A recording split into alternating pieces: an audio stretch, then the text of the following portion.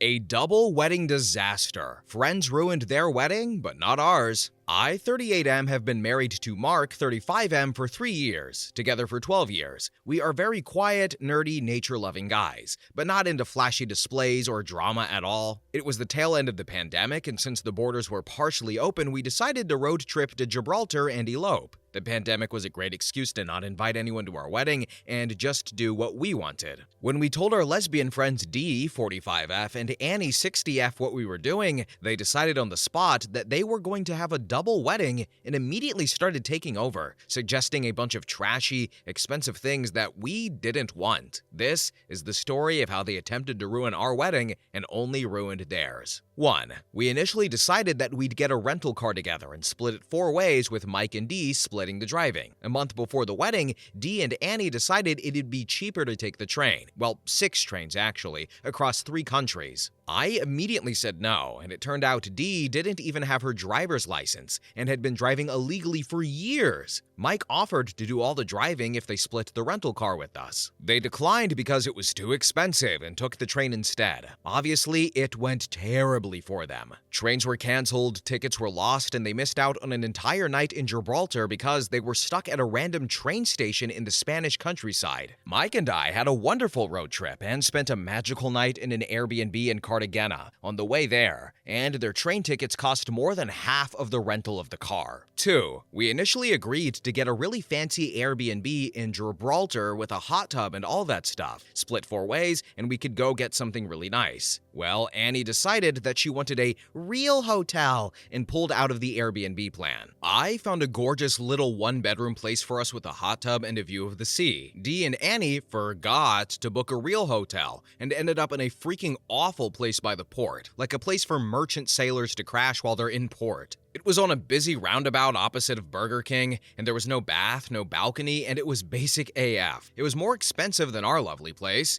and they got no sleep because of the drunk sailors and traffic noise. They didn't even get any towels provided. 3. The night before the wedding, we met for dinner, and they'd barely been in Gibraltar for 2 hours, whereas we'd been relaxing since the day before. At dinner, things were tense, but Dee was really trying, and at some point she signaled to the restaurant host, and the lady came over with a super fancy VIP bucket with champagne on ice. She popped the cork and gave it to Dee, who handed it to Annie, and she said something like, "Just like the one I gave you in New York, baby," and it was clearly supposed to be a romantic moment. Annie refused the cork, and we all smiled nervously to try and smooth things over. The host poured 2 glasses of the champagne and gave the glasses to Dee and Annie. Annie took a sip and immediately spat it out, announcing loudly, "It's corked!" And we all tried the champagne and told her it was delicious. Mike and I don't really drink, but we know what champagne tastes like, and Annie insisted the champagne was corked and loudly announced that they wouldn't be paying for it. The host was pissed, and I understood why when she told us it was a 750-pound bottle. She threatened to call the police, so Dee sheepishly paid for it. Annie sulked the rest of the night, and I was so embarrassed, and our whole evening was spoiled. When we got back to our Airbnb to take a bubble bath and eat Jaffa cakes, I told Mike there was no way I was going to allow them to ruin another minute of our trip. But if they wanted to ruin theirs, that wasn't my problem. 4. The actual weddings went off okay, apart from the fact that they were still drunk from the night before. The registry office was nice, and I married the man of my dreams. Afterwards, we bought them both brunch to soak up from the booze and faithfully walked them around the park, taking lovely photos of them. Dee had her finger over the lens of every picture she took of us, and when we were done, they suggested we all go to the pub and get wasted, as if, and we dropped them off at the pub and went our separate ways. I was honest, and I just told them I want to be alone with my husband, and they couldn't really argue with that. 5. The wedding dinner. Mike, Dee, and I all had fairly casual preferences for a restaurant for the wedding dinner, but Annie insisted on a fine dining fish restaurant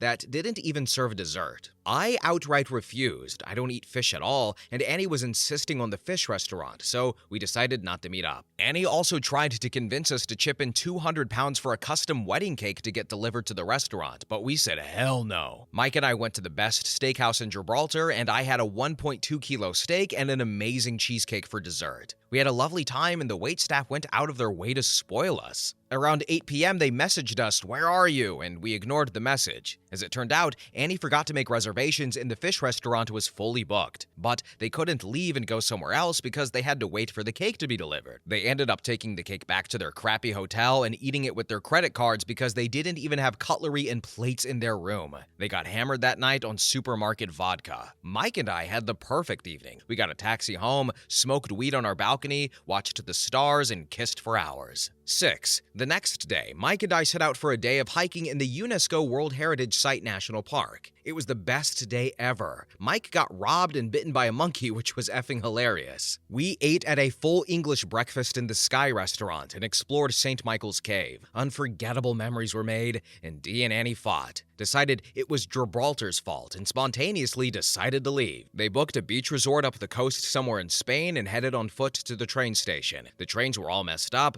they got stranded somewhere in Spain with all their luggage, and it took them 14 hours to get to the resort. They arrived at 11 p.m. and were checking out the next morning. And finally, 7. Mike and I spent a few more nights enjoying our honeymoon and then road tripped home. We stayed in the same little place in Cartagena on the way back, and the hosts threw us a little surprise party. It was magical. Dee and Annie, though, got stranded again on the way home, lost half their luggage, and caught COVID. So, yes, Annie and Dee are 15 years apart, but they can at least bond over the fact that they are both trashy people, or at least from the way the story is describing them. Honestly, I don't know why OP and the hubby didn't tell him to go fly a kite and book their own trip, because, he said that they don't like drama and all that, but he put his foot down for the seafood. He said, hey, I just want to spend time with my husband, so I don't know, they're friends, but, I don't know. I don't know the relationship here. Are they always terrible and trashy?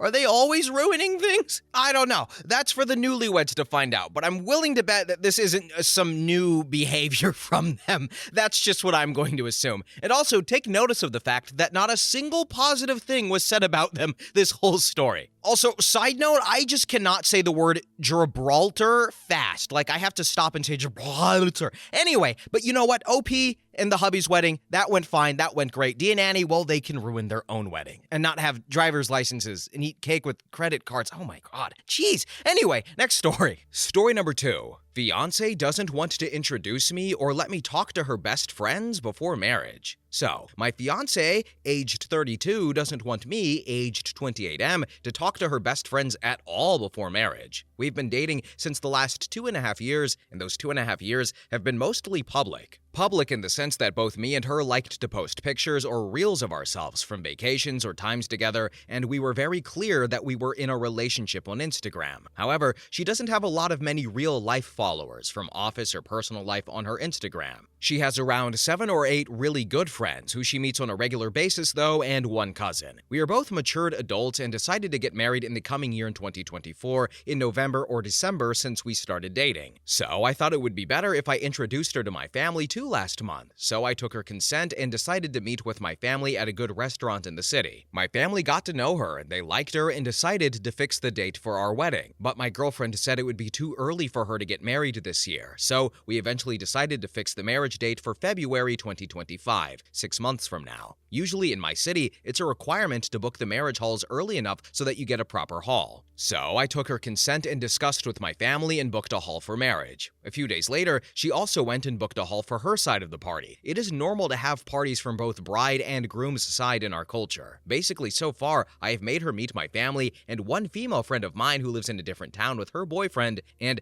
both of the meetings were proper, well-planned meetings. And I believe she also accidentally ran into a friend of mine at the mall. I, however, have never met her friends in that manner. Only once or twice I met some friends, by accident as I was driving my girlfriend somewhere and 2 or 3 of her friends also hopped in and we just spoke a few words as we traveled in the car. But her friends were aware that we were dating, of course. Now, a strange incident happened last week, which left me really confused. It was a text from a friend of hers on Instagram. Before this, I had never spoken to this friend of hers, except for only once a year back. This was when my girlfriend wasn't talking to me as we had a fight, and so I texted this friend of hers and asked her politely to talk to my girlfriend once she's in a good mood. And she said, okay, I will surely talk to her. And also, I texted her friend only because I felt my girlfriend back then was going through a lot of things, and probably she would need a friend to discuss properly angrily as she had a huge financial loan, etc. And even had a fight with me and her family for some reasons. Shortly afterwards, I got a call from my girlfriend regarding me DMing her friend on Instagram,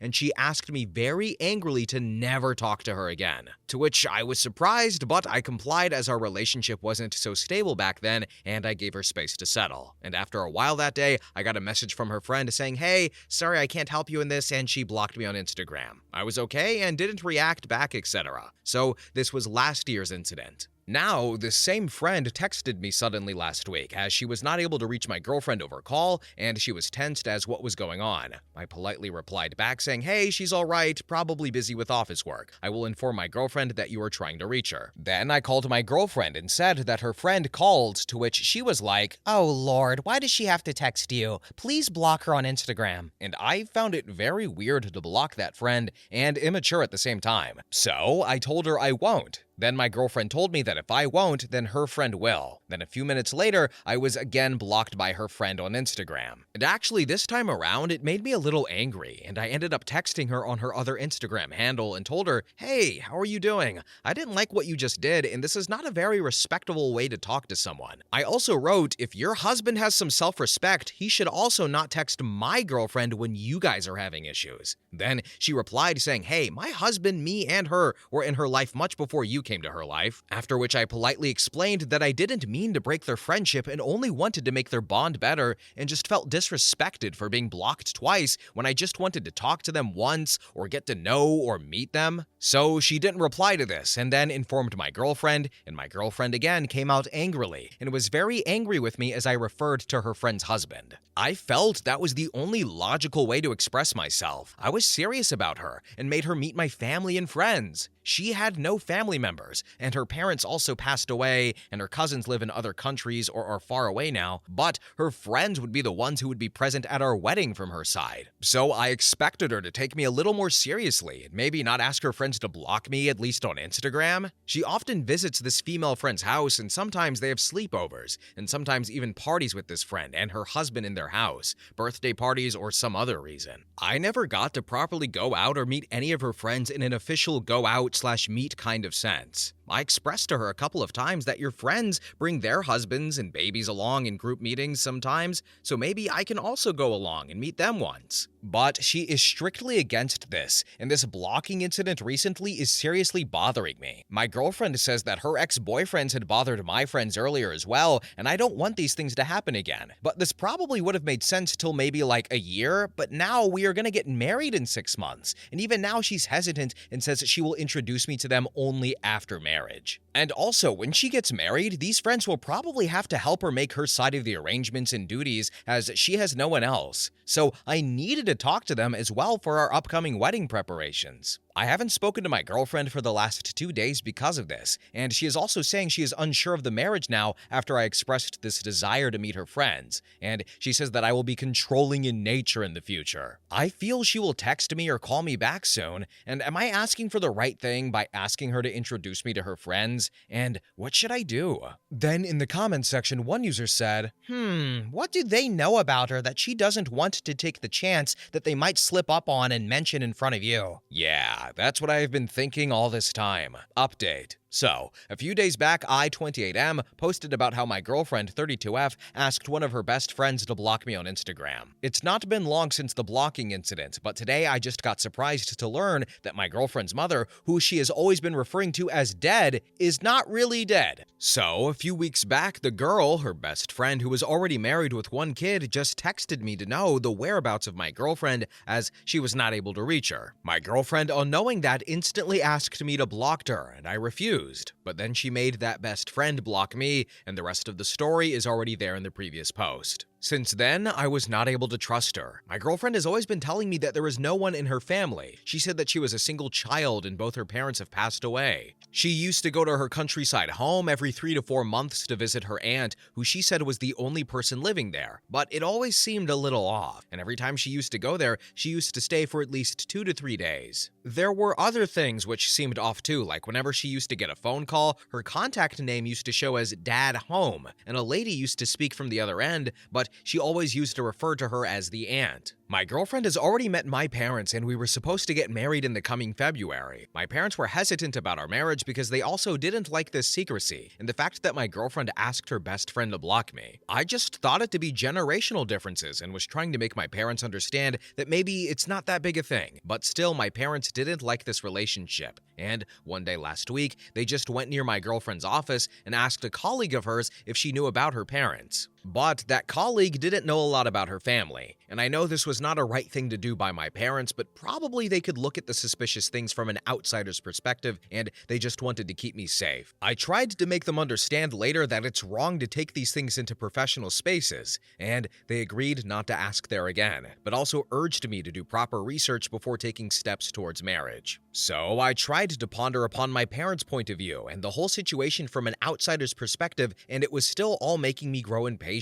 My girlfriend just wouldn't let me talk to any of her friends or relatives or follow them on social media. And the reason she used to give to me for not introducing me to her family was that her family would never approve of her marriage, as intercaste/intercommunity marriages are still not quite accepted in some parts of India. But she always used to say how open-minded her parents were and that her whole upbringing was very modern, etc. And used to cuss at my family for being suspicious and backwards, etc. And she also used to say if her parents were alive today, they would have definitely come for the marriage. My parents liked my girlfriend initially when they met her the first time and were very happy about the marriage. My father even offered to sponsor the marriage expenses for her side, as she wasn't doing great financially, but they got suspicious when she made her best friend block me. So all these combined made me very suspicious, and I decided to visit her countryside village house today just to check it out. And I went there acting like I was looking for someone else, and when I knocked on the door, her mother came out. I knew it was her mother because my girlfriend showed me photos of her mother to me earlier, and it was truly like encountering a ghost. She looked like a fit and fine woman with a smile on her face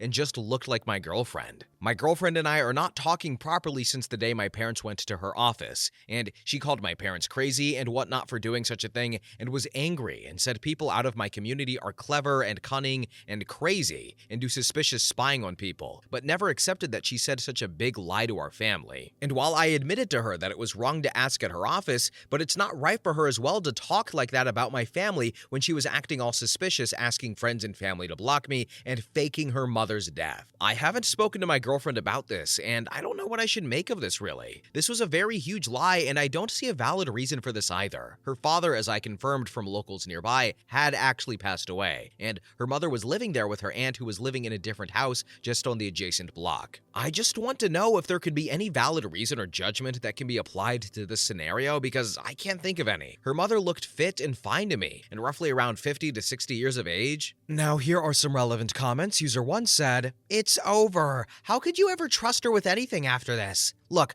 I am sure you are a nice person, but this is many, many huge lies from her. You need to seriously wake up. Talk to your parents, figure out a plan, but the marriage can certainly not go forward." Then user 2 said, "Definitely don't marry her. This is bizarre behavior, but maybe ask her why? Like, directly confront the issue? That's what I would do, while I was breaking up with her, that is." Then user 3 commented and said, "Break up with her. She's a liar. That's it." And finally, user 4 commented and said, "Yeah, buddy, I think you need to cancel everything. I see so many red flags. The gaslighting is also quite ridiculous. It's not worth it. Imagine you get married and she keeps on acting the way she is right now. At this point, do you truly even know her? Your wife-to-be told you her mother died, and you had to play Sherlock Holmes to find out that she was lying. You and your family shouldn't have to play these games. She's right about one thing. Your parents shouldn't have spied on her, but your family doesn't have to deal with her lies. Save yourself some trouble and get out while you can."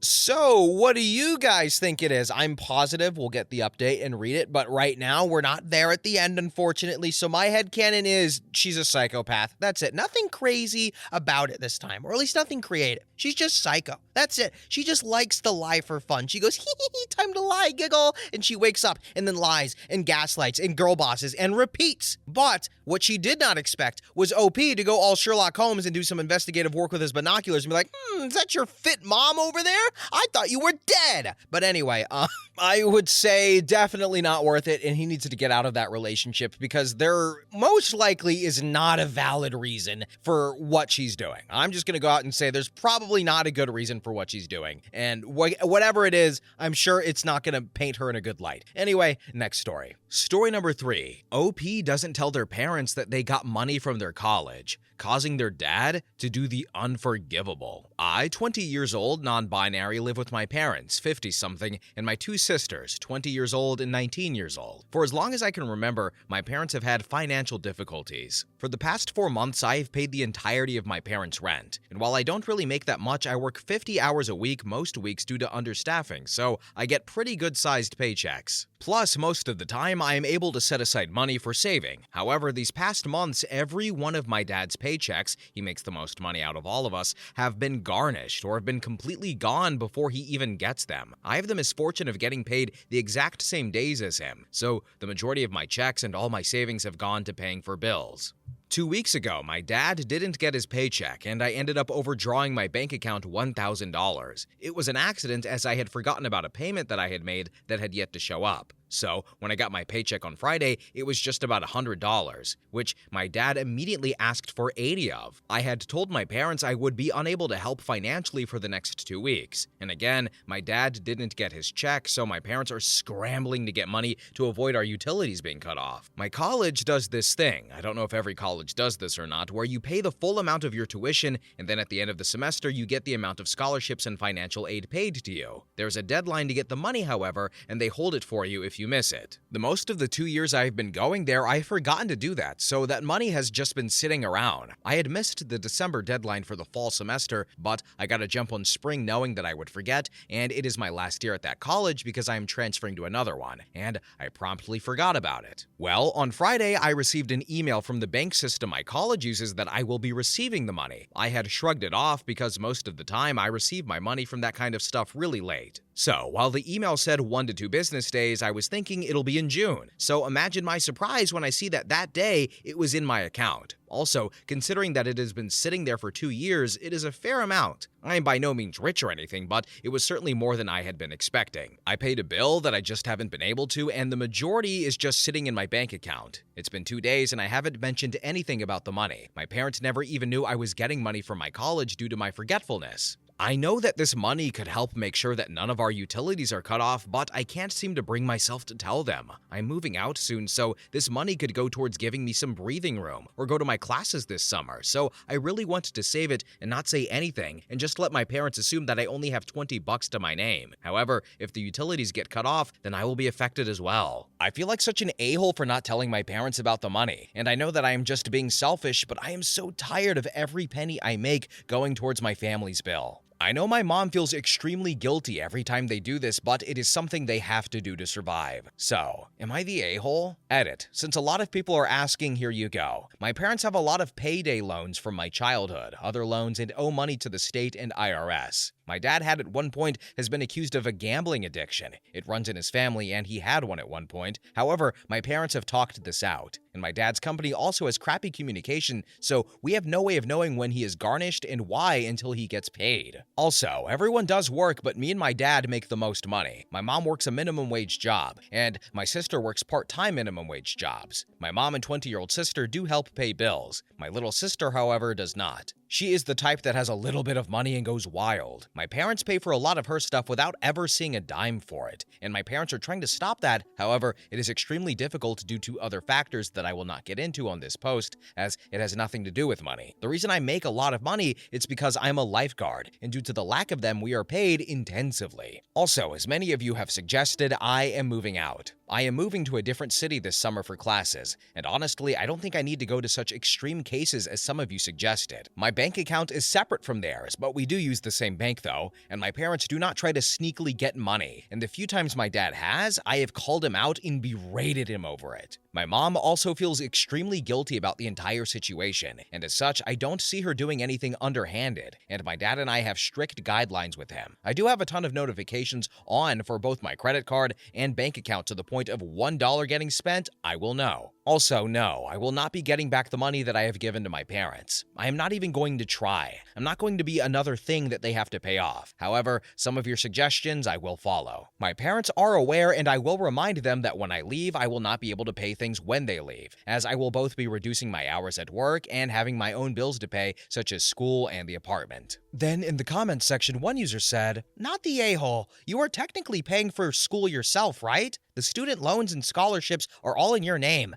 so that money is yours. Put it into savings. Use it to buy textbooks next semester. If it's money left over from your student loans, you'll technically have to pay it back when you start paying your loans, so might as well use it as you please. I received money back from college for a few semesters, like $600 a semester, but at that time my parents paid for my tuition, which was only $1,500 a semester in community college, so I just paid them back that money since it was theirs anyway. But when I started paying for myself, I kept that money for myself." Update. So, I, 20, and B live with my parents and two sisters for now, and I'm moving out next month. Well, my dad decided to play a joke on me. He took my card and took out 90% of the money inside of my checking account. And for those wondering about the college money I got from a previous post, it is in another savings account that is through another institution, so it is safe. He then put my card back in its original position and went to work, and he did all of this around midnight. So I woke up in the morning to most of my money being gone. My first thought was that my dad took my card without asking, but my card was still in my wallet and where I left it. And I had thought that someone had cloned my card and guessed my PIN. I sent off a quick text to my mom and called my bank,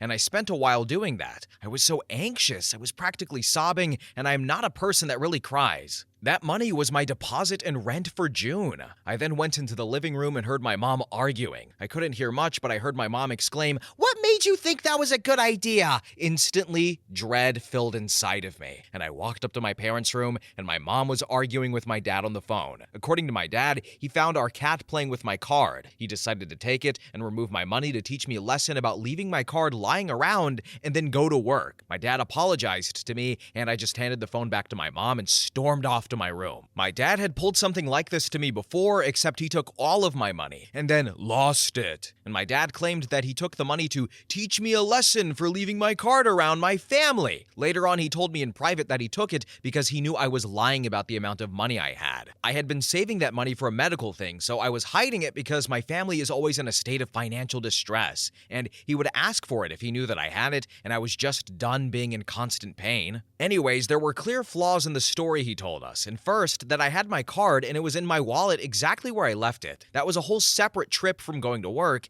and also neither my wallet or my card have any sign of damage. My dad works out of city, which is a 1.5-hour car ride from where we live, and my mom said that she will drive me to my dad's work where we will pick up the money. We don't trust him to have it until he is done working due to what happened last time. He protested, saying that we will use too much gas and that he will drive down instead, as that will use the same amount of gas. This ultimately leads to my mom practically having the confirmation that he has started gambling again. My dad had a gambling addiction when I was younger, but he got help for it and had been clean for a while, and in her mind, why else would he be so adamant that we not go to his work? Well, he came home and returned all the money to me, and yes, I counted over and over again to make sure, and he apologized, and I said nothing. My mom said that he didn't sound sincere, and my dad blew up on her saying that he had apologized over the phone and that he was obviously sorry about what happened. He later on apologized to me about that, but I ignored it, and he doesn't seem to be talking to my mom. My mom has told me that she's going to talk to a lawyer, and she is absolutely torn up about this. There have been so many issues with their relationship this past year, but this seems to be the straw that broke the camel's back, which is going to cause her to leave her 40-year marriage with my dad. My sisters do not know what is going on, or if they do, not the whole situation. I told her that once I move out, that I might go no contact with him. My mom got all sad and said she doesn't blame me for wanting to,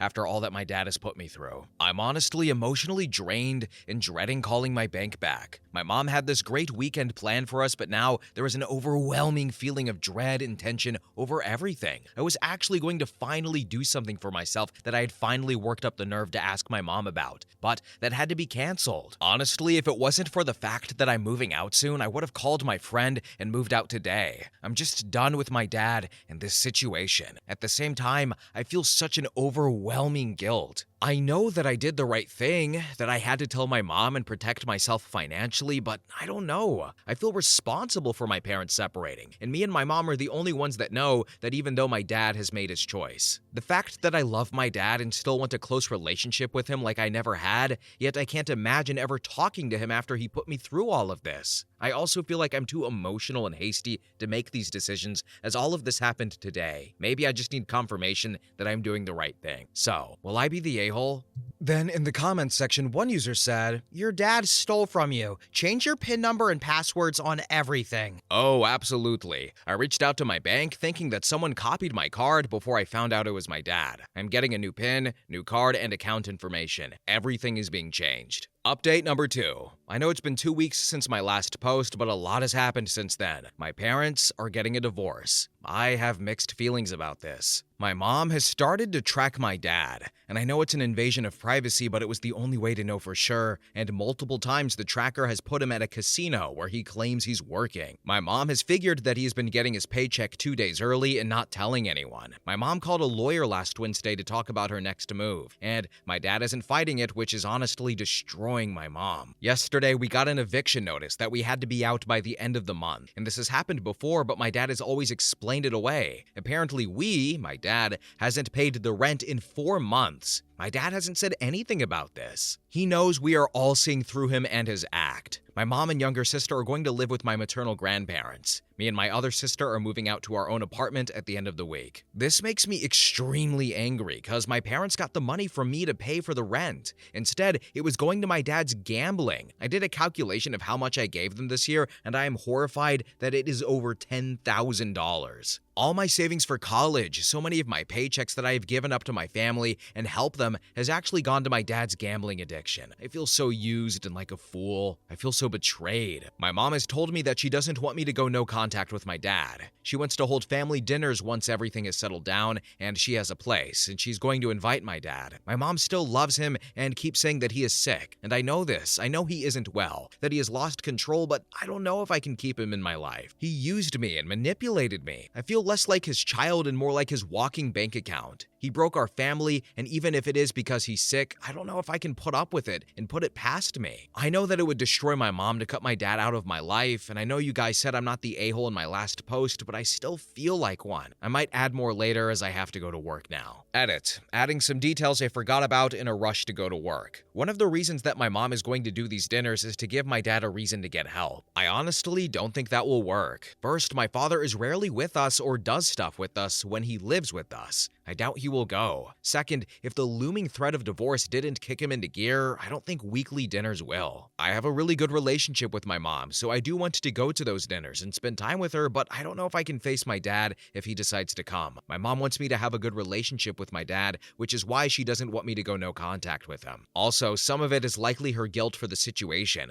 and the fact that I tend to be the person she goes to for help. Also, a lot of you have been confused by the me being responsible for their divorce. Like I said, it was an update to a post that I had made previously. If you want all the information, go look at that post. But the rundown is I woke up and saw that someone stole my money. I told my mom, and she figured out it was my dad. My mom realized that she needs to divorce my dad due to him lying about what happened. My mom has never told me that any of this was my fault. It was how I was feeling in the moment, and I've since gotten over that guilt. Many of you have also said that I should try to get the money back from my dad. I'm not sure. I made peace not getting that money back. I'm not going to take him to court. My life is already crazy enough as is without worrying about court and my dad's gambling addiction. Not to mention, I really don't have proof that I could show the court, as I just gave the money to my mom. I never made any comments digitally about what the money is for, so it will absolutely fall apart and become a he said, they said, and honestly, I don't want to deal with it. I just want to move past this. Update number 3. So, I and B20 live in my own apartment with my sister 20 and roommate M19. We moved in about 2 weeks ago. Due to events in one of my previous posts, me and her are the only ones in my family not homeless. My dad has been living in his car and staying in hotels when able to.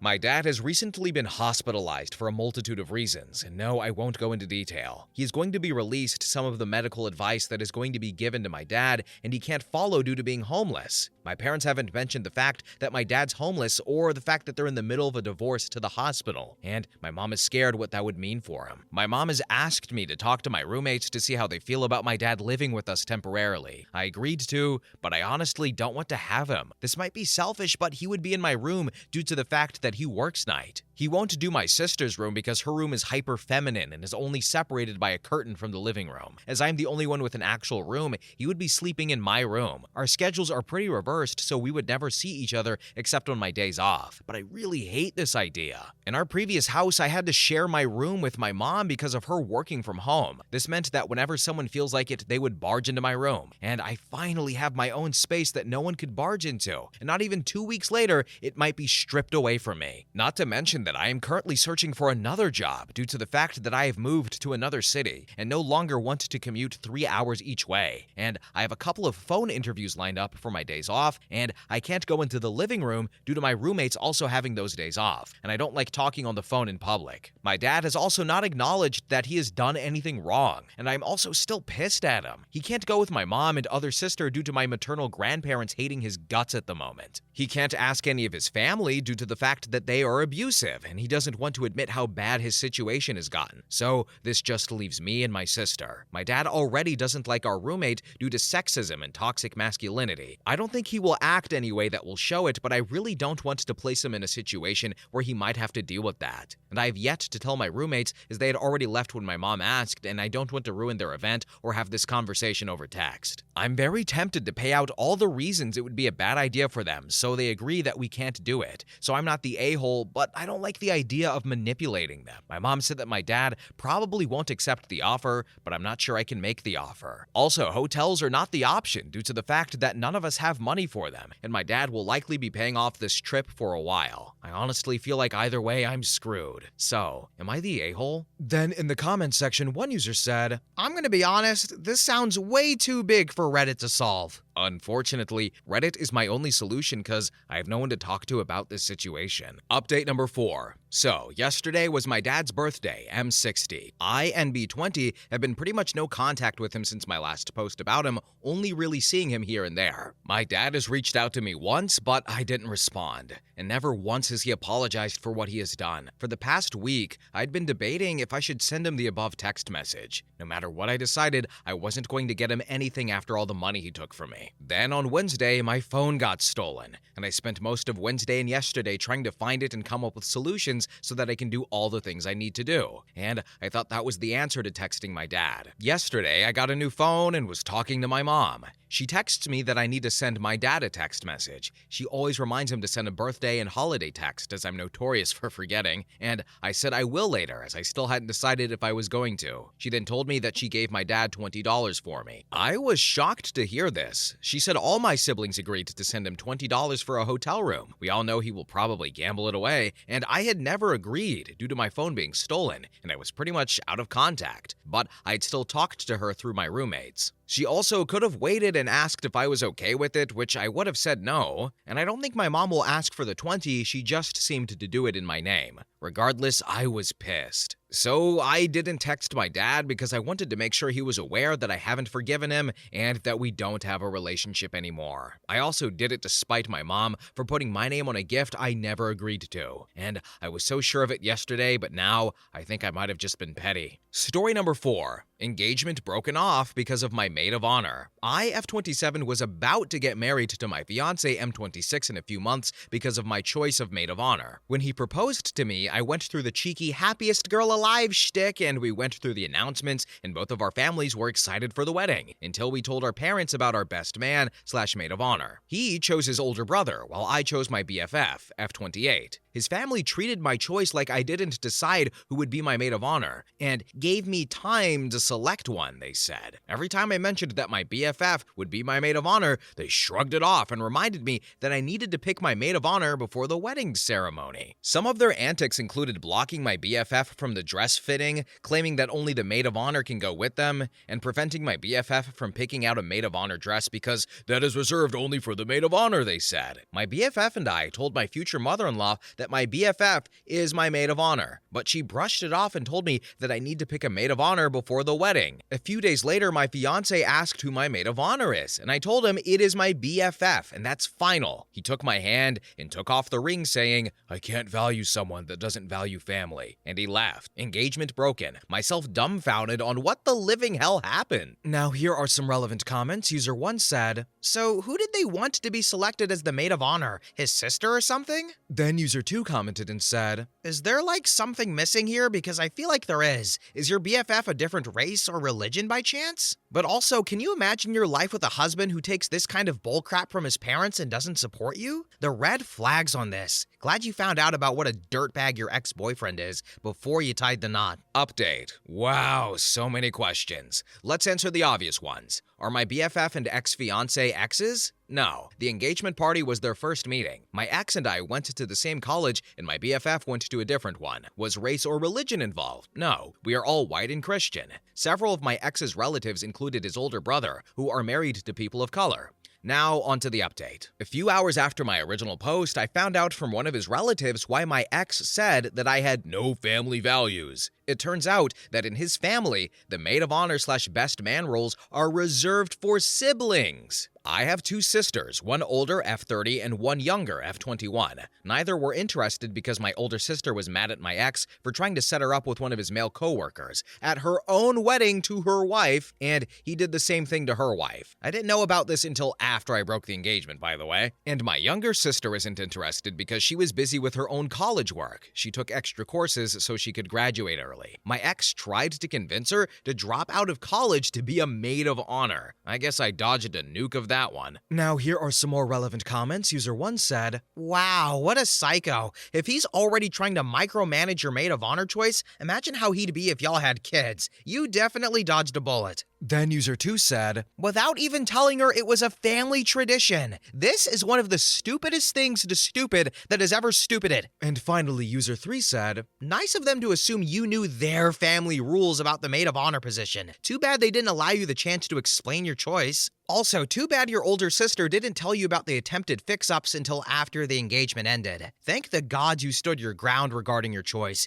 You dodged a full nuclear arsenal." So, I don't know about you guys, but I defaulted to it must be something about race or religion because that's typically what something like this would entail, but I didn't think it would be something so stupid. How can you default to stupid? I mean, you kinda can, but stupid can also be unpredictable. Bro looked at his fiance, took off the ring, and said, "You can't respect my family." Bro, you didn't elaborate! Do you guys know, like in the TV shows, when one partner walks in on the other, and like a really weird scenario, and then the person who walks in is like, "How dare you? I can't believe you," and then they run off without talking or explaining or getting the full story? I feel like the ex-fiance would do that, and I hate that trope. So I hate him, I hate his family, and you know what? I'm gonna just go ahead and say it. I hate his brother. He owes me money. Next story. Story number 5. Am I the a-hole for sending a strongly worded private message to an individual that uses our macaroons for her own online baking business? I-24F started this small online baking business about 3 years ago. I'm currently pursuing an advanced degree and have given all the rights to my older sister, 27F. We're officially registered as a bakery in our town. I am responsible for updating the monthly calendars and editing photos that are being posted on our Instagram and Facebook, and I'm in charge of the PR, so I have access to both accounts. I noticed, though, that we had a regular customer who frequently orders our French macaroons. No big deal. Then I got a little sus when she started asking for specific colors while sending cake inspos. When I did a little digging, lo and behold, she has her own online cake business too. She was also using our macaroons on her cakes. Repeatedly. At first, I was like,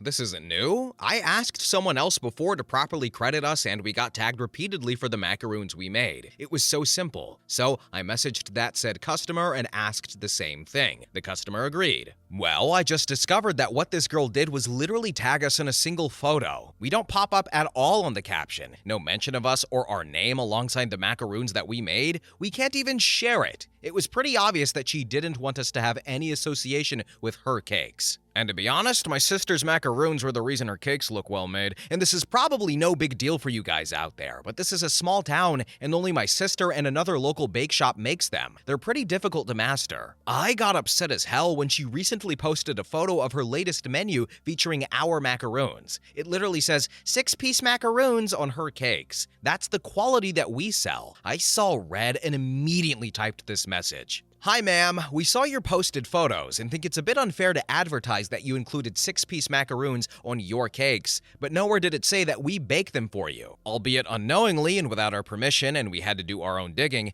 and those are our macaroons. You are willingly deceiving your customers by purposefully omitting that another small local business produces these high-quality baked products for your cakes. If you're going to continue using our French macaroons for your products permanently, it is only right that you place our name alongside the macaroons each time you use them. For example, 6-piece macaroons by our shop. Then I attached a photo here of a customer/baker who featured our name plus product on her post. And then I went on to say, a good baker knows how to properly credit the local business that she employs. It's a small thing, but very thoughtful nonetheless. I hope you will do the same for your future transactions with us. My sister thought I was being rude, but I told her that I was just being stern. Her point was that our product is no longer ours since she puts it onto her cake. I told her that it's different when it comes to baked goods, and she's literally taking credit for her, my sister's, hard work. So, am I the a-hole? Edit. I forgot to say that every time we get credited on our products, they get thanked plus shared on our page for exposure. It's how we support other local businesses. It's common courtesy. Edit number 2. We make macaroon cakes too. One of our main selling points is the fact that we make custom cakes which highlight our high-quality macaroons. To those people making an argument that the macaroons equals ingredient, it's not. Macaroons are a finished product. It's not equal to flour, sugar, or any other raw material. We're not Oreos or insert big name brands here. We're just a small business. Then in the comments section, the verdict was that OP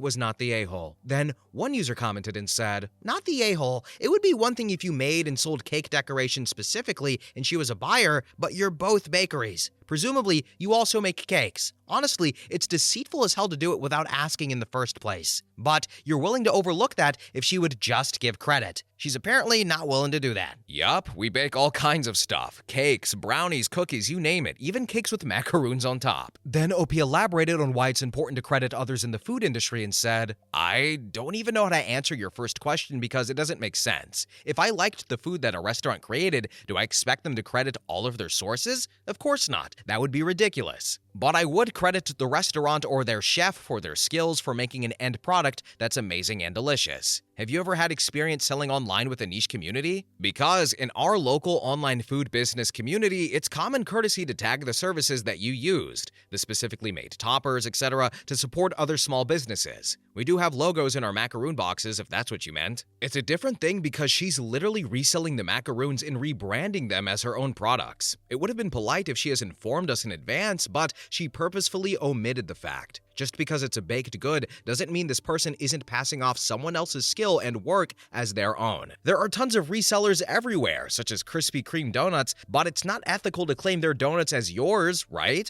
Update. Hey guys, it's been a few months since I last posted. I didn't expect that my original story would get so much attention, and I noticed that some were asking for an update, so this will be short and sweet, like my sister's macaroons maybe? Also, I just want to thank everyone for their honest opinions and suggestions. I let my sister read the entire thread as well, and she realized how crappy it was that her hard work was getting passed off as the baker's efforts, especially when it took her 2 to 3 years to master the macaroons. To this day, her macaroons are one of her best sellers. Plus, she's the only known macaroon baker in the city, so she's fully aware of the true value of her hard work. My sister and I actually considered some of your ideas and opinions on the matter, but thankfully, the baker I mentioned before resolved things herself. She apologized to my sister for not mentioning our business, and it took a couple of months, but I'm happy to say that she finally credited our business as the maker of the macaroons. She even pinned the post on her business page where it clearly states that the macaroons on her macaroon cakes were made by us and our brand. And she continues to be a customer of ours to this day. And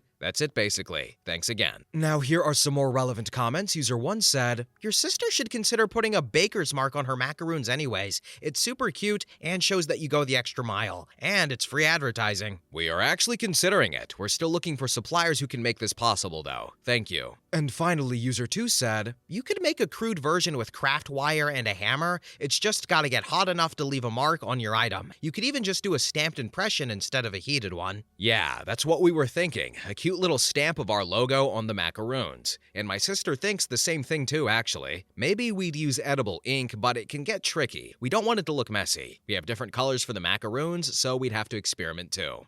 So, for me, even before OP explained herself, I didn't think she was the a-hole. I didn't think she was being rude in the message. I just thought, like she said, she was being stern. And, also, as I guess some commenters were confused about the fact, like, it's her work, her and her sister's work, their business's work, and someone is taking that stuff and trying to sell it as their own or resell it or whatever. She was omitting information intentionally regarding the product and the content that she was putting out, and like OP mentioned, you don't take from Krispy Kreme donuts and, claim that you made that stuff, do you? No, I don't go to McDonald's and say I made that. I don't know why you would want to, but you don't, because it's not yours. What a surprise. That's how things tend to work out. Anyway, next story. Story number 6. Repeatedly nominated for a gay award at work. Location, New York. And my boss keeps nominating me for a gay professional award outside of our organization. Repeatedly, even though I am not gay. I have expressed verbally that I am not gay. And even if I were, I wouldn't want to be recognized for my sexual preferences. That would be a part of who I just am. Is there something I can do about this legally? It's weird and frankly embarrassing, but I'm not certain it's sexual harassment or a legal issue. I've had multiple direct conversations with my boss that consist of something like, "I'm not comfortable being nominated for these awards. Could you please knock it off?" Anyway, thanks in advance, Reddit. Then in the comments section, one user said, "Okay, OP, you mentioned you had multiple direct conversations, and what did your boss say in response? Has your boss shared any motivation for doing this?" The first time I addressed this was utter bewilderment and shock. I genuinely believe this person, with the best of intentions, initially nominated me based on an erroneous assumption that I am gay. My boss is very involved in inclusion-esque statements and events, so I think this was originally considered to be a thoughtful thing to do, certainly with zero ill will or intent. This is where it gets more into assumptions and feelings, but subsequent requests have been met with, "Oh, you're taking this too seriously," sort of vibe, or a wink and a nod, as if I am actually gay and it's some secret now between us. It just feels a bit like my boss was embarrassed with my earlier correction that I'm not gay and has since tried to downplay it by nominating me again. This is only my speculation on the matter, though. As for why I was nominated, I really like flannel and tend to talk about my weekend hauls from Home Depot. I'll be the first to admit that I have some stereotypically male qualities, particularly as a woman in a male-dominated industry. But my sexuality has never been brought up beyond the whole, "I'm actually not this thing you're nominating me for. Can you effing not?" Update. I decided to address this one final time in person as my company really doesn't have a sexual harassment policy beyond "don't do that." I met with the Michael Scott-esque boss and with another leader who is in a legal operations role within our organization. I used pointed phrases that were brought up by legal advice posters like sex-based harassment, and an r/legal advice poster had suggested that this seemed like a misguided and inappropriate way of helping me come out. In the course of our conversation, it became clear that this is exactly what was happening, and I in turn made it clear that this wasn't really anyone's business to help me with things outside of my role at work. I also stated that this is the last time we would have this conversation without escalating it to the New York State Human Rights Office/Office of Sexual Harassment. Michael Scott was profusely apologetic, and the other witnesses were horrified that this was happening. Later, my CEO called me to let me know it was appalling, and it would never happen again, and to ask if I needed a few days off. He also thanked me for bringing up the issue and promised change, whatever that means. I feel like everyone took it seriously, and the best possible outcome so far is it didn't turn into a legal issue, though I realize that is not quite as high drama or exciting. I also contacted the organization, who continued to publicly notify people of their awards and received an oddly clipped and rude email in return. I made it clear that this is not okay, and the way they operate could cause unintentional but irreparable harm. And I want to say thank you to everyone who provided advice and also took the issue seriously. There were times I felt like I was not being able to take a joke, but you guys reassured me that this wasn't okay, and also how to fix it. Y'all rock. Thanks. Then in the comments section, one user said, "Man, I really want to read that email with identifying info clipped out, of course." Sure, I'll post what I said here. So I said to them, "Hi there, I received a few of these emails and want to make it clear that while I am fully on board with your mission, I am not actually gay myself. And I worry a bit about those who may have told a select few people at their own organization how they identify and are nominated with good intentions and then essentially outed publicly by the nomination and award-winning process. This could potentially be a huge issue if someone has chosen not to be out." Then they replied with simply saying, "Someone at your work nominated you, sent from my iPhone." I am far more peeved at the NBD response than I am over anything else. I'm sure it's a low-effort way of denying responsibility, but so frustrating. And finally, user 2 said, "I really hope OP still took the gaycation that the CEO offered, even if he isn't gay." I did not. I didn't want to turn it into any more of a thing than it already was. I also didn't want to act traumatized when I really wasn't. Just annoyed and wanted it to stop. It doesn't matter much for context, but I am a she, by the way. So, did anyone else for, 75% of this story think that OP was a guy until OP started saying, "Oh yeah, I'm a woman who does, masculine-esque things," and I was like, oh, you can be lesbian and call yourself gay, I've heard people do that, but in the context of this, I feel like this is why you put your age and your gender in the title, okay? This is why we do these things. For this story, it's not that big of a deal because what was going on was still wrong, but, it's just, it helps clear up confusion, that's all I'm saying, and, maybe use the word lesbian every now and then. Wow, that's a sentence I never thought I'd have to say, but also, I will applaud OP for putting her location in the start of the story, because sometimes we get stories and I'm like, okay, is this an American problem? Is this a Europe thing? Are they fighting in the Balkans or something? Because, sometimes there's cultural aspects or regional aspects involved in these type of stories, and it just helps to give context. That's all. The more information we have when you go to Reddit for advice, well, the better advice you can get. Anyway, next story. Story number 7. How do I, 31F, tell my close friend, 35F, that her adult-only parties are offending people? First of all, I would love a real adult-only party where adults can talk and have conversations without kids interfering. She ain't doing that. She's having a whole party for everyone to focus on her kids only. I need to know how to address this with her. This happened 2 times so far. The first time we pretty much all assumed that she had to have planned for childcare that must have backed out or something, but since we weren't sure, we didn't ask her. I think everyone felt awkward that they were paying babysitters for an adult night and then having to have her kids at the dinner table, and them very actively part of the evening needing to be entertained. They're 2 young kids. Then, it happened again. She sent out events for a dinner party in the evening with adults only on the invitation. Then when we got there, she had set up all these kids games everywhere. She arranged the night around everyone kind of playing with her kids,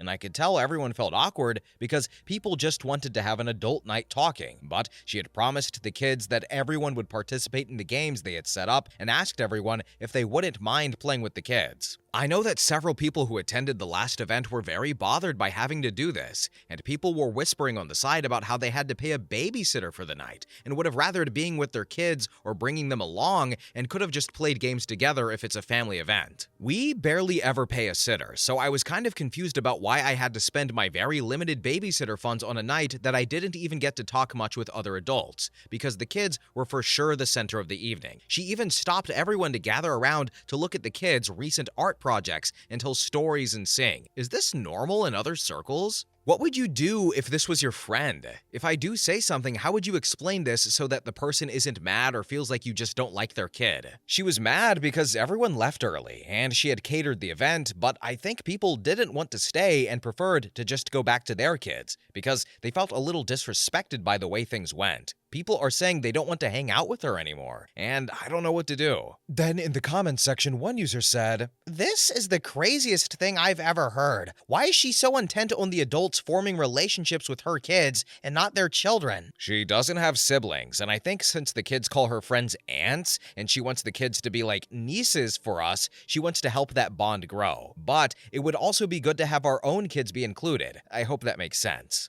Then multiple commenters mentioned that OP's friend's behavior is not normal and asked what her personality is like. I can't explain like her entire personality, but I don't think she is actively manipulating because she is a very kind and considerate person in all other ways. It's like she truly isn't realizing that people are bothered. I don't know if it is because she thinks we all love her kids so much that we want to spend quality time with them without our own kids distracting us. We do love her kids, but I prefer to also bring my own kid so they can all play together. I thought she also loved my kid and would want them to be there to play as well. If that's not the case, then I guess the friendship would be over. And you explained it perfectly. We are all so shocked and confused. It's like, how does she think this is normal and what is going on in her head? And how do I bring it up without knowing her reasons? She was so happy for the gathering and felt it went great at first before we left early, so it's hard to burst a bubble. But I have some great advice and fully plan on addressing it with her at the right time now. Then OP elaborated on if her friend feels her children are more prioritized than the other children in the group and said, "Oh, she for sure believes that. She gave her kids everyone's numbers, and they text and call us from their little kid phones." I didn't even mention all that cause it wasn't relevant to the party thing. If I'm being fully honest, it's a bit much. She is definitely like very attached to the idea of us all being a close part of her kids' lives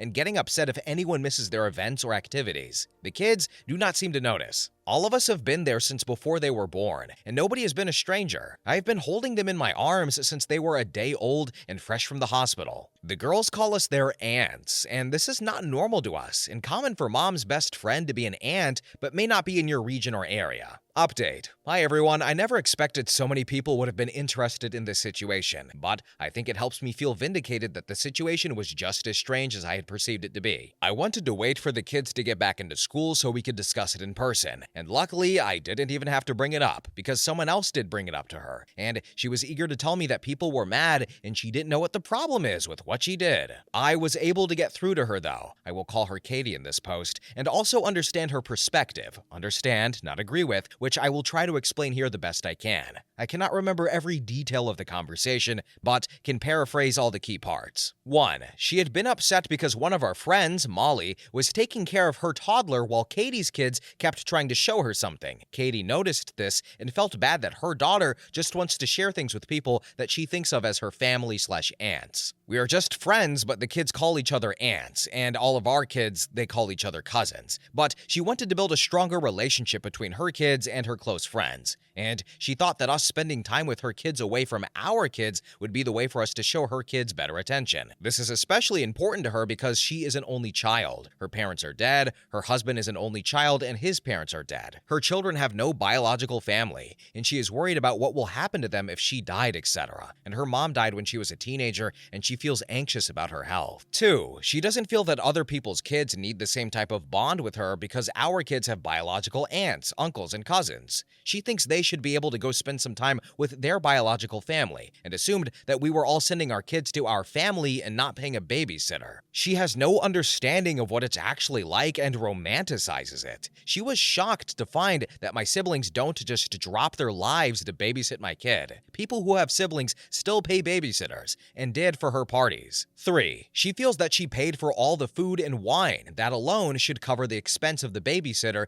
even if we did pay one. She knows that paying a sitter plus dinner would still cost more since she catered everything from a very expensive place, and we should have just been happy to get free food and drink, and if playing some kids games is the price for that, it's not a bad price, as she says. Essentially, she argued at first that if someone pays for everything, they can decide, and if we want a different type of gathering, we can foot the bill and throw that gathering. Now, how I handled this. The last note did eventually change to a more understanding perspective as I explained more and more about how even though she is technically right, she cannot maintain strong friendships with this mindset. You cannot provide meals for people with strings attached and deception involved. We didn't know until we got there, and expect us to love it. She can do whatever she likes, but people can also end a friendship if they like. So she is free to do it, but not free from the consequences of it. I was also very clear to her that if her goal is to get stronger bonds for her kids, the way to do that is to love and bond with our kids and include them. That part seemed to be totally unexpected to her. I had to explain that people will be so upset by the fact that she isn't including their kids in kid events or isn't accepting that a parent needs to take care of their own family first before focusing on hers, that they won't even want to be a part of her family because that isn't what a family is. My sister doesn't expect me to leave my kid behind and be only with my nephews. My sister would never tell me to not bring my daughter to a family event because she loves my daughter, and that makes me love her and my nephews even more. I had to explain all of this. Lastly, she is rich and did grow up rich, and as the only child, she admits that she struggles to see things from other perspectives or to consider others' feelings, and she has to make a conscious attempt to really see outside of her own wants and needs. She said she even talks about this in therapy, and that's why she goes out of her way to do nice things for us.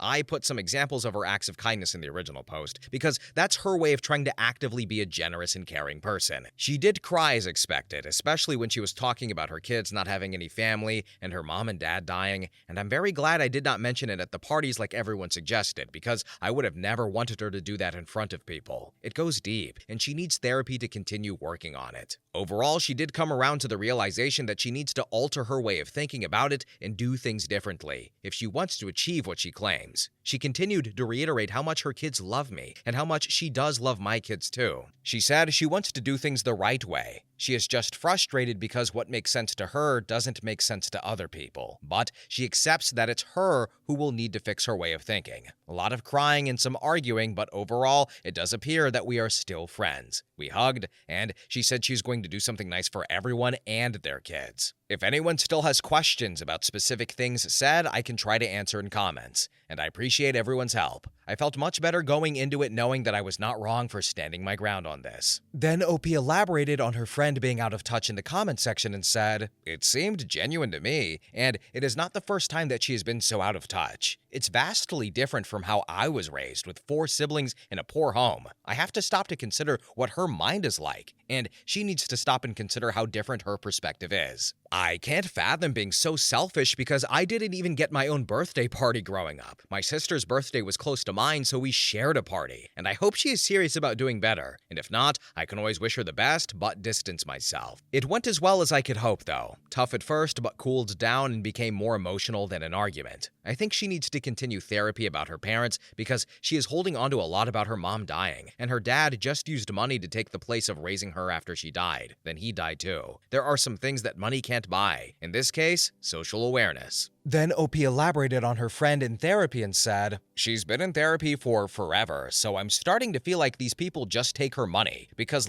she even mentioned that the therapist thought it was a good idea to have her friends get closer to her kids to ease her anxiety about them lacking family. I don't know if she misunderstood the idea. I highly doubt they intended for her to do it the way she did. Either that or the therapist is out of touch as well. And yeah, I'm totally wondering if she misunderstood what they had said for her to do. She may have taken that bit of advice and made up her own way of doing it, which clearly didn't work out." And finally, OP elaborated on if she feels that her friend is clueless when it comes to socializing and said, "If you understood more of her life, it would maybe make more sense. I'm just now starting to realize how warped some of her perceptions still are. As I said, she lost her mom. Then before her dad died, he didn't really nurture her but just kind of gave her money and a nanny to take care of her. Her nanny was her only friend, and her dad had specific issues, and I won't say more than that, but she was not allowed to ever have a friend over or be with friends. She was homeschooled for some time, and he had different types of belief that I would say were not typical, and I think she seems so normal at times that I forget how different her life has been until a situation like this happens, and I realize she sees the world differently." Well, they brought it up in the story, therapy, most definitely. And like OP mentioned in that final comment, she just has a very warped perception of things sometimes.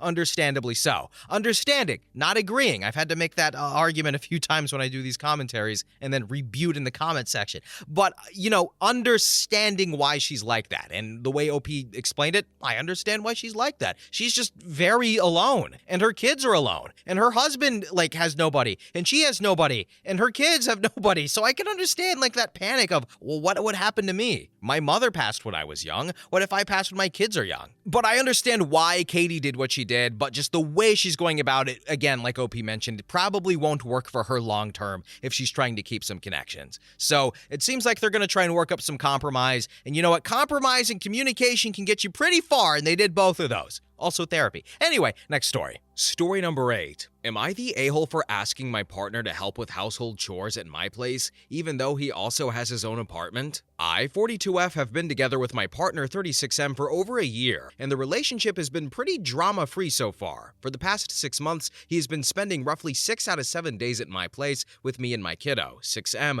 from a previous relationship. We mostly hang out here because I have to be there for the kiddo and because he has roommates and I don't. To be clear, I love having him around. A few months after he started spending so much time here, I asked him to start helping with the household chores, though only ones which he contributes to, cleaning and garbage, or from which he benefits, laundry and cooking and use of my car. I do the great majority of all work associated with my son, as well as the majority overall in the household. Really, I only ask that he does the garbage, helps with the car since he uses it, and helps occasionally with deep cleaning. He agreed initially, but asked me to ask him directly to do these things, which I do, and I've even started making lists. However, he often forgets or puts them off for far too long that I end up doing them myself. His argument for not doing chores is that he also has to maintain his apartment and also is making a sacrifice by not being at his place where he can pursue his hobbies. So, his contribution, in effect, is that he is here. And just to be clear, we both work full-time, work from home, split mutual costs evenly, and money is not the issue. Well, things blew up yesterday after I had a hard day at work and with the kiddo, and he is in the process of changing jobs and doesn't have much to do at work, so he has been gaming 6 to 8 hours a day this week. I found it really frustrating that I was struggling to get the laundry and cooking done in between juggling the kid and work, and he was gaming on the couch all day. He got angry when I brought it up. I could have been a little less snarky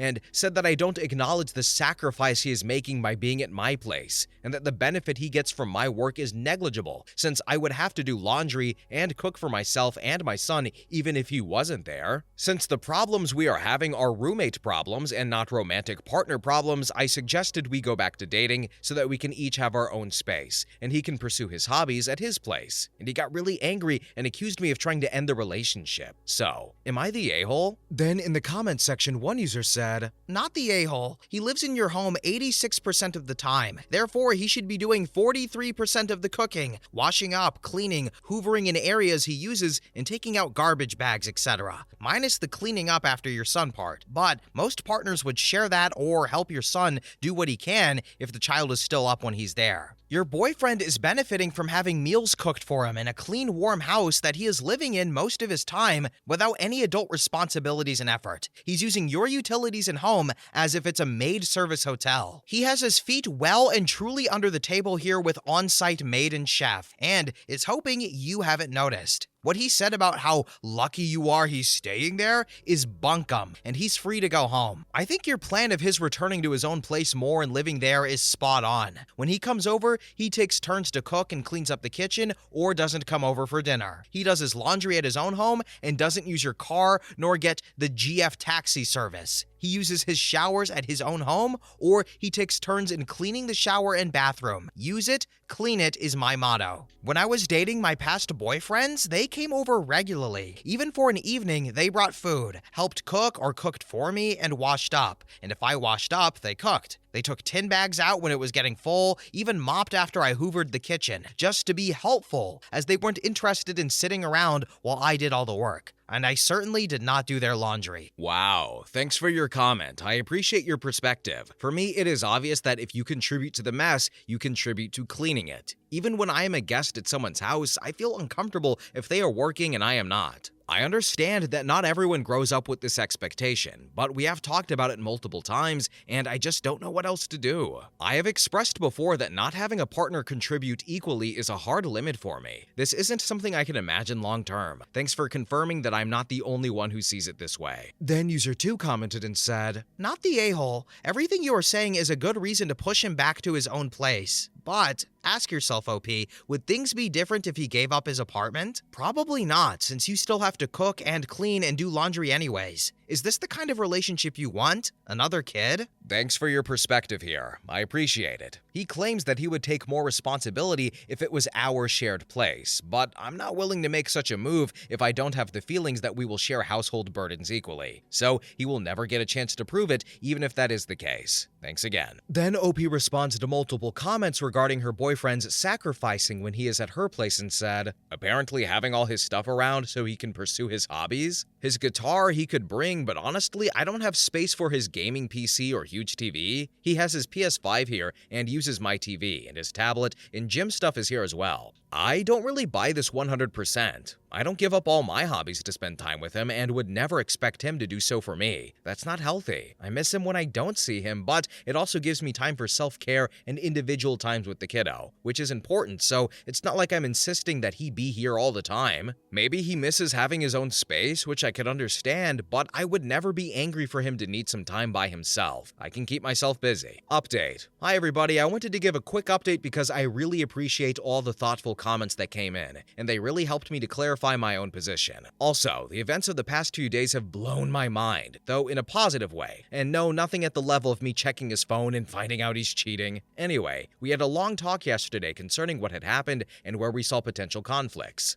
Throughout the conversation, I felt very frustrated because I didn't feel that I was being heard and understood, and his comments largely revolved around me needing to ask him, which I was understanding as him shirking the mental load of household chores. At some point, I mentioned that I had asked him repeatedly to take out the trash and he hadn't done so. He disagreed and told me I had only asked him once. We disagreed on this back and forth for a while until it occurred to me that aside from my initially asking him to take out the trash, I had never directly asked him to do so. I had implied that the trash was looking full. I had commented on the swarm of fruit flies. I had looked pointedly at the trash can full, but the only request he had actually understood was the direct verbal request I had made. I had mentioned in the comments that we both suspected that he was on the spectrum, but I was unaware what this really means, and him telling me to tell him was him literally telling me he doesn't understand nonverbal cues or implied messages, only directly formulated language. We agreed that we would work on getting him a diagnosis and helping him to find tools to understand what people are saying nonverbally, and I would work on really verbalizing my feelings more explicitly. I think this is a good move not only for our relationship, but for him in general. Going through the world missing half of the information that most other people seem to implicitly understand must be pretty scary. So I'm sure this update doesn't fit the Reddit mold, which was the police were not called, there was no fist fight, but this change in perspective is blowing my mind. It makes me wonder how many other interactions I have had where I assumed people were being intentionally obtuse or lazy, but it was just that we were effectively speaking different languages. I'm not naive enough, though, to think that a diagnosis will solve all of our problems or that this might not later emerge as an incompatibility that we can't overcome, but I do see it as an avenue to pursue a solution. I've also let him know that I will still call him out for being a lazy ass, and I'll just have to do so very explicitly. So that's it, and we will see where the journey goes from here, and if anyone has had similar experiences, I would love to hear about them. Then in the comments section, one user said, "So he's still putting the full burden for housework and managing it squarely on your shoulders. This is not the victory you seem to think it is. He doesn't want a partner, he wants a mother, and he has successfully convinced you that he doesn't have to step up at all. Autism is not an excuse for being a lazy slob, and you're doing the autistic community a serious disservice by buying that crook of BS. Oh, I'm not that naive. If he doesn't step up on a continuous basis, I will be nagging. And since that is what it is that he wants, I won't feel bad. But I'll be nagging not by making indirect comments. I will be stating directly that he should take the damn trash out now, because any implied comments or nonverbal communication will go over his head. So I'm not excusing him from doing chores. He has to do his part, but I'll feel no shame in speaking very directly about it." Then OP elaborated on needing to make better communication with her boyfriend and said, "Just to be clear, there is no blaming me here. We resolved that. It's a difference in communication, needs, and we are both willing to attempt to meet each other halfway. As I said, it's an attempt at resolving the situation and has helped me reevaluate my communication style. If it doesn't work, well, we can always break up after that." And finally, user 2 commented and said, "The issue is not just due to him being on the spectrum. People who are not on the spectrum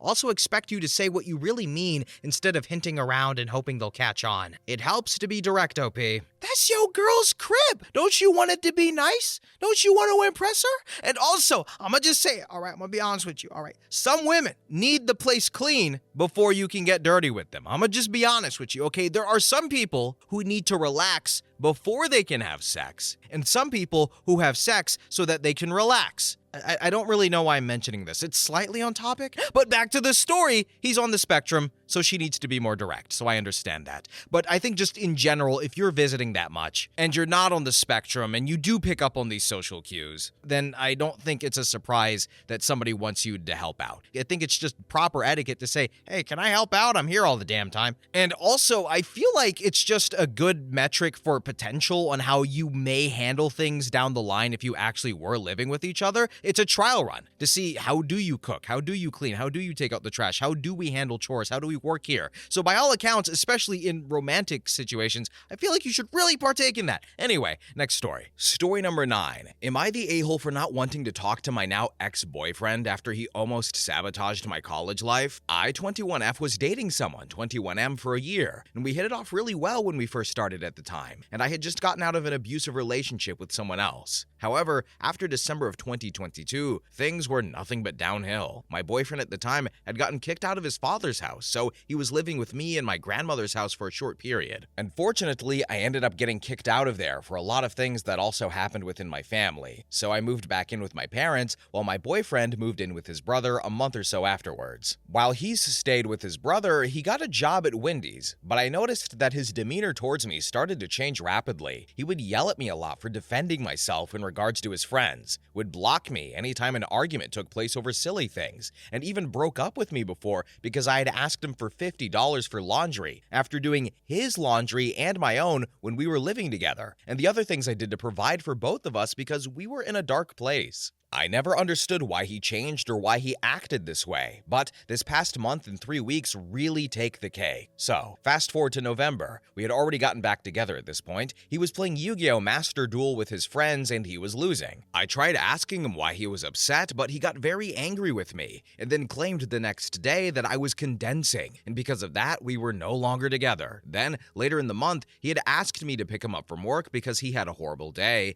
and on my way to him, he said that things have changed since the separation. I only hang around you when I have nothing better to do or I'm bored. And after he said that, I was crushed and even decided I didn't want to celebrate my birthday by the time the 27th came. We officially called things off when the Yu-Gi-Oh! Thing took place, but I really told him off after he said that comment. So, by my birthday, it has been clear that we were broken up. I had a friend in college, 19M, who's the same age as my babysitter. We hit it off and got really close as we were working on my college project for my final. And my ex didn't like that at all, going as far as to hack into my Google account 2 nights ago and delete all of my files. Even a late essay I had just turned into my professor so he couldn't access the file at all, and I was infuriated because he deleted a whole semester's and then some's worth of work. Even my resumes were gone, so I had to contact Google Assistants to get all my files back. Mind you, this is after already having an argument the night before and getting physical with me to the point where I almost passed out on my staircase because he was choking me. He came to get his stuff the other night and apologized for everything and wouldn't stop crying, and I consoled him, but I told him I needed to be away from him, and I didn't want to speak to him because this crap hurt, and had I not gotten back my files, I would have likely failed my very first semester of college. Now, I don't know what to do because it hurts a lot, and even though he said he understood, he got mad at me for not talking to him yesterday, even though he knows he's restricted and blocked everywhere. So, am I the a-hole? Then in the comments section, one user said, "Not the a-hole, he's abusing you. Block him off of everything. He's not a friend, he's an enemy trying to destroy your future. If you value your safety and schooling, you need to cut him off completely and call the cops if he pulls any more stunts. Turn on 2-factor authentication on everything and change all passwords." Update. Geez, it's really been a bit over 3 months since I uploaded this. Thank you for everyone's opinions, and I do have a huge update on said matter, so I'll try to sum it up as much as I can. So, my ex tried to leak explicit images of me after I left for my trip to North Carolina. I also found out on Christmas that my ex had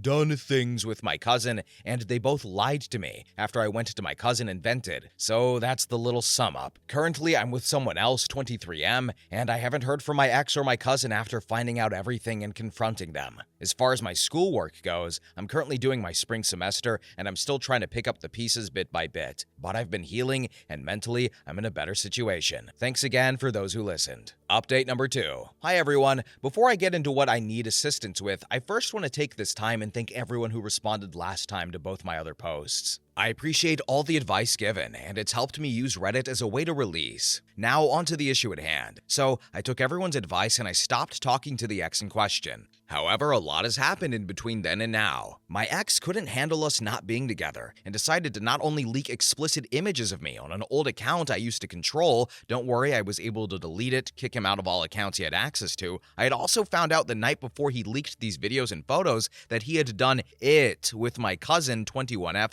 on Christmas night after she reassured with me and my at the time friend 19F that she would talk to him and help me find a middle ground because of his behavior. She knew about him deleting my schoolwork, hacking into my other stuff, and being physically and emotionally abusive towards me. And she actually spoke up on me leaving him a few times and said she was proud when I finally made the move to do so. When I found out that she slept with my ex, I confronted her due to the fact that a few days before this, she admitted to me that they kissed, but swore to me that's all they did, and that they just had a few drinks and apologized to me. Obviously, that wasn't the case anymore. It's actually pretty funny, actually. I was playing Mario Kart with friends, and my ex somehow texted me on Snapchat from a different account, and his exact words were, "I'm gonna F up your night. Me and your cousin didn't just kiss, we F'd each other. Cry about it." Along with a bunch of other colorful words. And he also said he was doing this since she had made it clear we wasn't cool anymore. I'd also like to point out that this was during my first vacation, so I was not at home during any of this. And when I finally reached home, however, my cousin argues with me on Snapchat, essentially trying to justify her actions, and argues with my friend and says disrespectful things about her family, etc. And it was a lot. And after that, we didn't speak to each other for a couple of months. After this, however, give it maybe March or April-ish, I decided to just forgive her and move on from everything for my mental health, but to keep her at a distance due to me not wanting to open up again. She, however, didn't like that and insisted that it wasn't fair that I didn't want to listen, and how I let my friend S-word shame her due to what she did, and refused to understand the point I was making. So it broke out into an all-out war with my ex somehow getting access to one of my alt accounts and telling me to stop talking to my cousin, which let me know they were still talking. So by that point, I dropped it altogether. Now, months later, my cousin has messaged my Instagram after months of not talking to me, saying she wants to reconcile, and says it's unfair that I was willing to drop it and forgive my ex and not her first. Even though I did forgive her first and she chose not to listen to me, and she basically said that because we're family, I should be able to reach out and forgive her. I told her up front that if we were family, you wouldn't have did what you did to me and lied to my face. And I haven't spoken to her since that day, but she keeps apologizing and telling me she loves me and my friend who I don't speak to anymore, and I don't know what to do here. I don't want to talk to her, but I don't want to essentially abandon someone I've grown up with for years. I feel like I have mixed emotions. So, would I be the a-hole for not talking to her? Small update. Hello everyone, I noticed all the new comments and have been reading them as much as I can. Thank you all again for the support and honest opinions. And I know all of this seems drama-filled and I apologize for that. It was really bothering me mentally on how to handle it. And to explain why, we aren't cousins by blood, but rather we were raised to believe that we were by our parents. So I always kept that loyal regard that we were cousins regardless of the matter. So I still consider her family aside from the fact. It took a lot for me to block her, but I know it's for the best. I have great news though. My mother just helped me get a new phone entirely, and since I will be going to college in North Carolina for classes, I won't be using my current phone anymore unless needed. As far as my cousin goes, as I said yesterday, she is currently and still is blocked. Neither she or he has tried reaching out to me, so I'm lucky for that. As for those of you who were just asking why I hadn't gotten a restraining order against my ex or anything, the last I heard, he is currently in Maine, so he's nowhere near me, and since he doesn't know where I'm moving to and doesn't know anyone that I currently talk to in North Carolina, I'm honestly sure that I may be fine. But for the extra precaution, I plan to look into the matter in the off chance that I run into him at any point, though I honestly doubt that will be the case. I'm currently taking my art major in RCC right now and will continue doing so and focusing on myself, as I stated previously. Thank you all again for your kind words and honesty. It really means a lot and it's helped me look at it from a better angle. Then in the comments section, one user said, "Why did you casually say you forgave your cousin before him? Why would you forgive him?" I had to explain that because when me and my cousin first argued, she believed that I decided that I wanted to forgive him for the crap he did before forgiving her for what she did. And as I said in my original post, I forgave the entire situation, but wanted to keep away from my own sanity. The moment I'd found out that they had even slept together and everything else he had already did took a lot out of me at the time, and it was badly affecting my physical and mental health, so I decided it was best to mentally forgive but not forget and keep them away, which in my original post I had explained to my cousin in the first time we spoke about what she did, and I made the choice to forgive her. She, however, didn't like that and accused me of forgiving him and not forgiving her first. I don't know where she got the idea that I forgave him before her because I never said nor told her I did. So my guess is that they were probably still talking when I made the choice to forgive her the first time and to drop the issue entirely for my own sake. And then OP made an update in the comment section and said, "Wow, I did not think this was going to get that much attention. Thank you all for your opinions, everyone. I've taken the time to announce that I have blocked my cousin and I will be taking a break off Instagram for a while since I have barely been using social media as of late. Currently, I am doing okay and I'm taking my classes online and have been taking my time as I prepare to move out of New York City. Thank you all again for your advice and opinions. As far as my cousin goes, I haven't heard anything since before making this choice and our previous conversation, so hopefully this will be the last time. Thank you all again for your comments and honest advice." So, as I frequently say, I will never make fun of somebody for wanting to improve themselves, but this story's just like, I don't even know where to start. It ended on a good note, I'll say that, but once she got to the point where she said, "I almost passed out the other day because he was choking me," and, it just came off as nonchalant, I was like, oh my goodness, I don't know. There's sometimes people just live in chaos and it's just normal for them, but from the outside, I'm like, oh my goodness, this woman needs to get out of this. And she did, thankfully, but I don't know. I'm still having trouble wrapping my head around it despite the happy ending.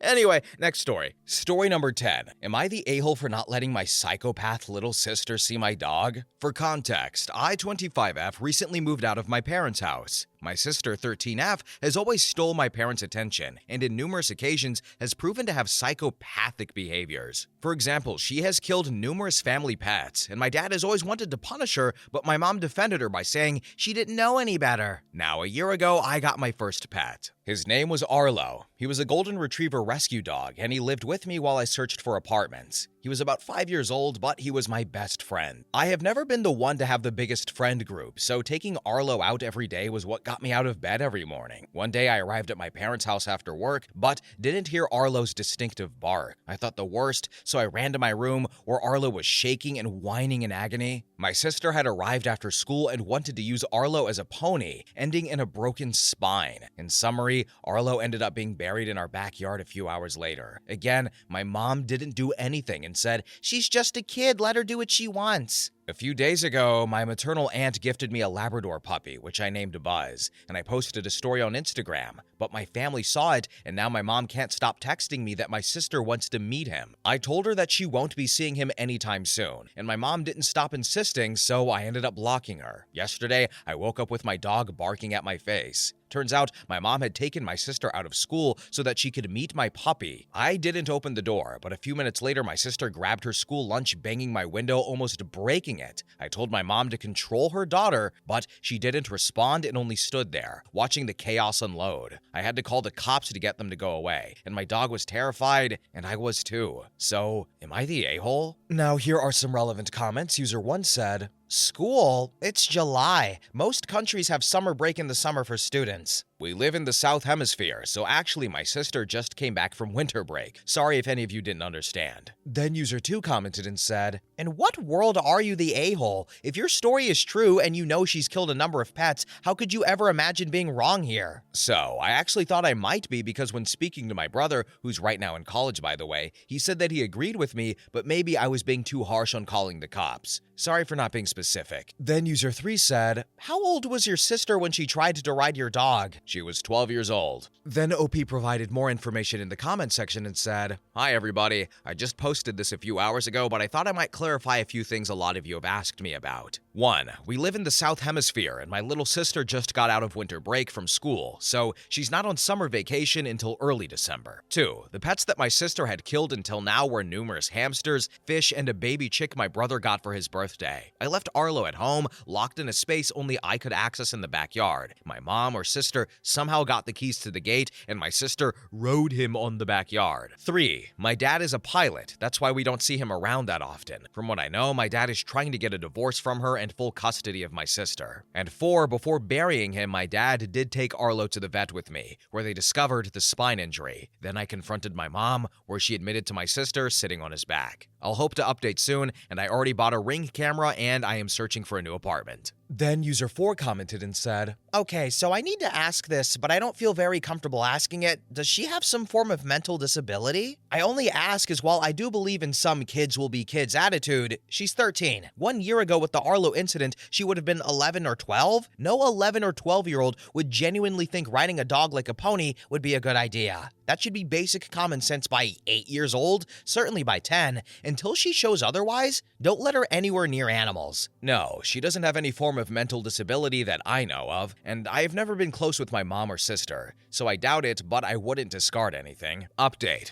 Hi guys, so it's been exactly 27 days since I uploaded the story, and it blew up. I can't thank you all for the support, and even though the comments got locked, some of you cared enough to DM me privately. Words cannot express how grateful I am. Now, before I actually tell you what has been going on regards to this, I wanted to address the comments that said that this story is fake or used for creative writing, which were a handful. I'm glad your family life isn't as crazy as mine, and that you didn't have to deal with this constantly. Anyway, the past few weeks have been hectic, and I reported my mom to the CPS version there is of my country, and she's under investigation. Meanwhile, my sister is now under custody of my dad. I have been looking for apartments out of my city, and I am not planning to give any of my family the address, much less give them a pair of keys. My maternal aunt, the one that gifted me Buzz, has been taking care of him the past few weeks, because I was terrified of what happened, and because right now, I'm living in a hotel. So, there's not much to say, but I'll hope to keep you all updated soon. Yeah, once somebody starts killing animals, anything you do in retaliation to that is probably justified so long as you're not killing their animals.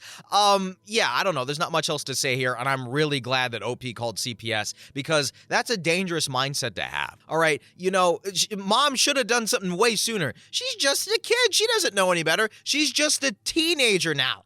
So I don't know how that excuse works out anymore. And since dad is a pilot, I can only hope that he flies the little sister to some mental health facility. Anyway, next story. Story number 11. My F-47 husband, M-46, doesn't want me to join an orchestra because he thinks I would be abandoning my responsibilities. Would this make sense? I am a stay-at-home mom of 4 since I lost my job during COVID while on maternity leave, and I decided to temporarily leave my career as a web dev team lead so that I can focus on the children and in the end, make our lives easier so we don't have to rush through the after-work grind. Staying at home with the kids has been both extremely rewarding and extremely tiring. There's also very little appreciation other than the thank you for supper or thank you for washing the clothes. Last year for my mental health, I needed to have something for myself, and that's when I decided to take up playing the cello. I've been more than loving it. It's a huge passion, and I wake up in the morning wanting to practice. But of course, I only practice once my chores are done. I've joined an online local group community of cellists that have been wonderfully supportive, and the leader of the group has invited me on many occasions to join their orchestra, which will require 3 to 4 hours one Saturday morning out of 2, located 33 kilometers away from where I live. My husband was totally shocked at how far it was, so I tried finding another group closer to where I live, but I can't really find anything else. So, this morning I told my husband that I really wanted to join the orchestra. He got annoyed and said it was too far and that I would add thousands of meterage to our car. So I said I can organize a carpool. Then he got angry and said that he is disgusted by my unilateral decision to join, that I would abandon all my responsibilities like I do now when I practice daily, that it doesn't fit with swimming courses and ski courses, which I can make fit, and how can I just drop everything for myself, he says. I know in my heart that I don't neglect my duties. I am the only one who cooks, cleans, helps kids with homework, deals with kids all the time, organizes everything the kids need for their various courses, ski, swimming, kung fu, etc. In the past, I've even done the little chores that he was supposed to do himself when I was tired of waiting for him to do them. Never once did I complain. Did I approach it the wrong way? He said he would have liked me to ask his opinion. Am I asking too much for myself? I had already practiced on my own 1 to 2 hours almost daily. Introspectively, maybe I just need a break from my family to find myself. Shouldn't I be able to find that when I go back to work? And little side note, I told him I probably won't join because of his reaction, and he's all happy now, yet I'm feeling dejected. Update. First of all, I want to thank you all for taking the time to read my post, and all of you who have replied with concern.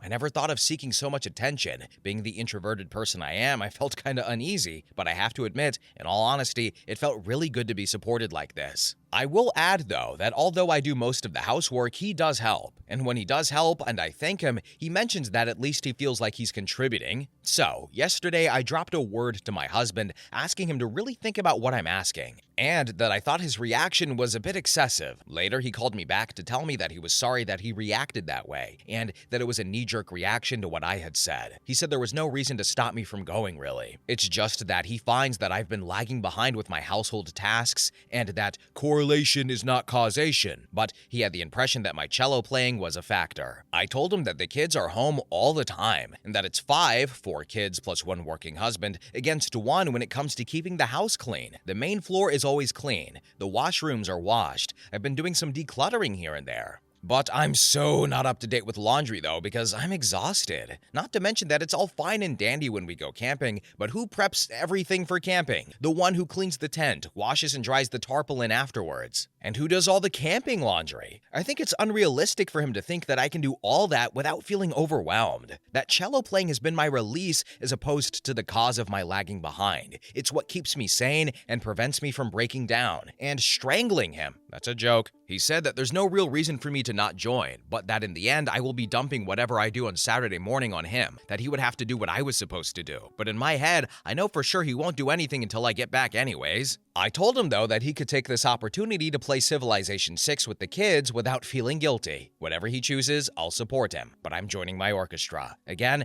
thank you all for reminding me of my value and who I am. Virtual hugs to everyone. Then OP responds to frequently asked questions in the comment section and said, "Holy crap, guys, I still can't keep up with all the messages." And okay, to answer some questions I briefly saw. Yes, I am happy to go, and if you knew me, you'd kinda know why. I'm very content with very little. I grew up with a broken family, almost always alone, so when I get something I really like, it's like Christmas with sprinkles for me. I'm also usually super positive and cheery, and I'm trying to coax that person out again after years of feeling less than. And I was in therapy for almost 5 years, and it helped immensely. I had to stop for financial reasons, and I wish I could get back into it, but my celloing has been eating away at my savings. And my kids are 14, 11, 9, and 5. They do chores before having electronics and all, but they are small chores. They help me with laundry, they cook their own breakfast and lunch, and put away their mess with a bit of reminding. We are in the process of selecting which toys to keep, so I've been absorbed by that. And as a kid, I had to raise myself, so I kinda lost a bit of my childhood. I kinda want my kids to have fun memories of their summer, so I keep their chores to basic stuff. I mean, with 4 kids in the house, it's constantly telling them to pick up after themselves, or constantly playing middlewoman between squabbling siblings. So, they still have quite some stuff to deal with. Also, yes, I am aware that he is a bit egocentric. We have a dynamic that fosters this whole interaction.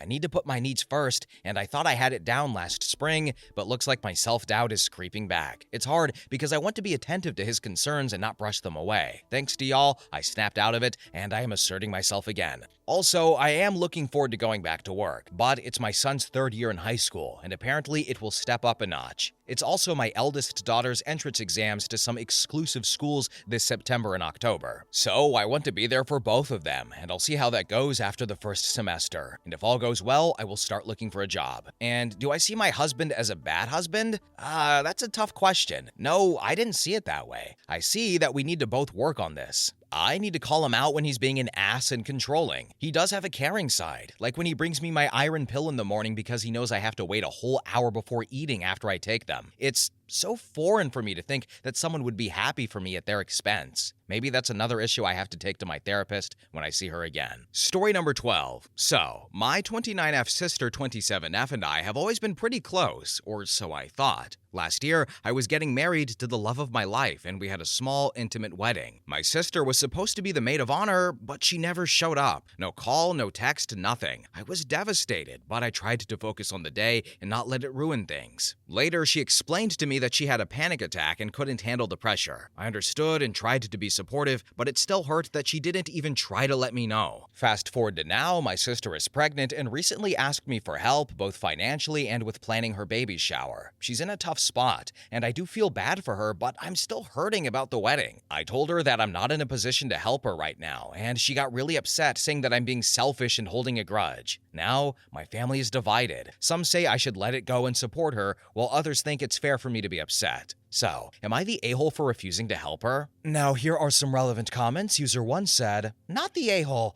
I guess the next steps depend a little on the background. Does your sister have a history of social anxiety and panic attacks? If so, she might have been so debilitated that she could not attend your wedding. If it's that bad, she should seek professional help. Right now, your sister is pregnant and is in a tough spot, and I would help her out, for both her benefit and your future niece or nephew." I understand that my sister might be dealing with some serious challenges, especially with her pregnancy, and I do want to be there for her and my future niece or nephew. However, her behavior has been really hurtful, and it's hard to overlook that without some kind of acknowledgement or apology. I'm trying to balance being supportive while also setting boundaries so that my feelings aren't continuously disregarded, and I appreciate your advice and will consider how to best approach this with her. Then user 2 commented and said, "OP, what family members are involved? Do you have parents and other siblings? I'm just wondering why you are being asked and not them." Yes, our parents are involved, but they have their own perspectives and sometimes have been a part of the problem in terms of how to handle family dynamics, and I'm often the one in the position to manage conflicts and offer support, which is why I'm being asked. Then user 2 replied again and said, "Does she have a diagnosed and disclosed actual mental illness? Is she known to have anxiety problems and thought to be unreliable as a result? Did she give away any warning during planning that she was feeling nervous?" As far as I know, my sister hasn't been diagnosed with a specific mental illness, though she has mentioned experiencing anxiety, and she didn't give a prior warning about her struggles during the wedding planning, which made her absence more difficult to understand. It would have been helpful if she had communicated her concerns earlier, so we could have worked together to find a solution. Then user 3 said, "You are wholly entitled to being pissed off. Siblings often forget they need to uphold their end of being there when they need you to be there." And finally, user 4 said, "I'm sorry, panic attack or not,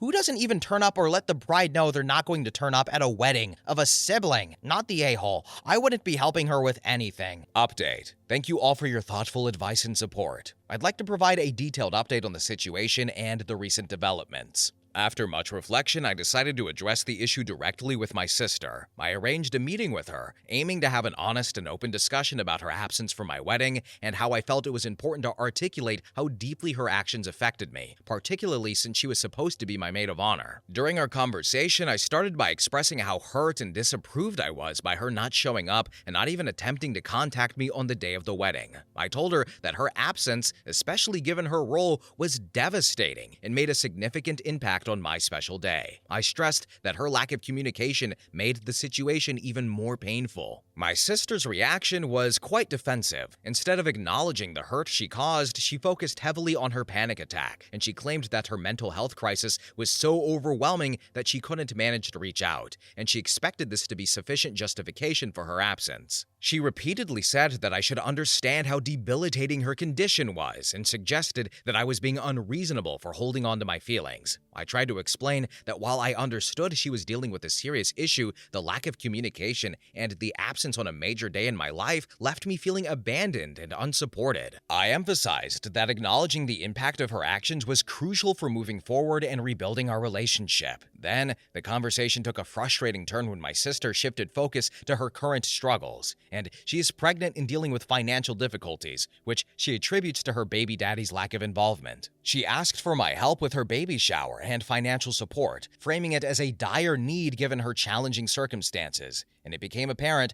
that she was relying heavily on others to make up for her baby daddy's shortcomings. When I mentioned that I wasn't in a position to help financially or with the baby shower, she became upset and accused me of being unsupportive and selfish, and she argued that my refusal to help, given her current situation, was further evidence of me holding on to a grudge. She suggested that families should come together in times of need, even if past grievances haven't been fully resolved. And throughout the discussion, my sister's approach felt dismissive. She seemed to believe that her current struggles should overshadow the past issues and that I should put my feelings aside to support her. Her defensiveness and lack of genuine remorse made it difficult to see a path forward where both of our concerns could be addressed. My parents, who were informed about the situation, have been urging me to be more forgiving and supportive. They believe that families should come together, especially in difficult times, and their perspective has been challenging, as it feels like they're minimizing my own hurt and focusing primarily on my sister's current needs. My husband has been a key source of support, though, and he agrees with my decision to maintain boundaries and not to provide support under the current circumstances. He feels that while empathy is important, my sister's failure to take responsibility and her tendency to blame others makes it difficult to justify helping her. In summary, I've decided to stand by my decision to not help with the baby shower or provide financial assistance. My sister's lack of genuine acknowledgement of her past actions and her tendency to deflect blame have solidified my choice. My family remains divided, with some members feeling I should be more supportive and others understanding my need to protect my emotional well-being. Navigating this situation has been emotionally taxing, but I'm focusing on maintaining clear boundaries and ensuring my own needs are met. And I hope that, over time, my sister may come to understand the impact of her actions and that we might be able to rebuild our relationship. Thank you again for your support and advice. Now here are some more relevant comments. User 1 said, "She suggested that families should come together in time of need. So if that's true, how come that didn't apply to her during your wedding?" And finally, User 2 commented and said, "I love these people who think we need to move past their crappy behavior and just get over it, while never acknowledging that while perhaps unintended, their crappy behavior nonetheless left us with feelings that cannot always just be let go. She didn't even give you the courtesy of a phone call, and now you're just supposed to forgive all? Has she even said the words, 'I am sorry'?" So I'm willing to bet she has not said sorry at all. She probably doesn't even realize that she's done something wrong or refuses to acknowledge and look inwards.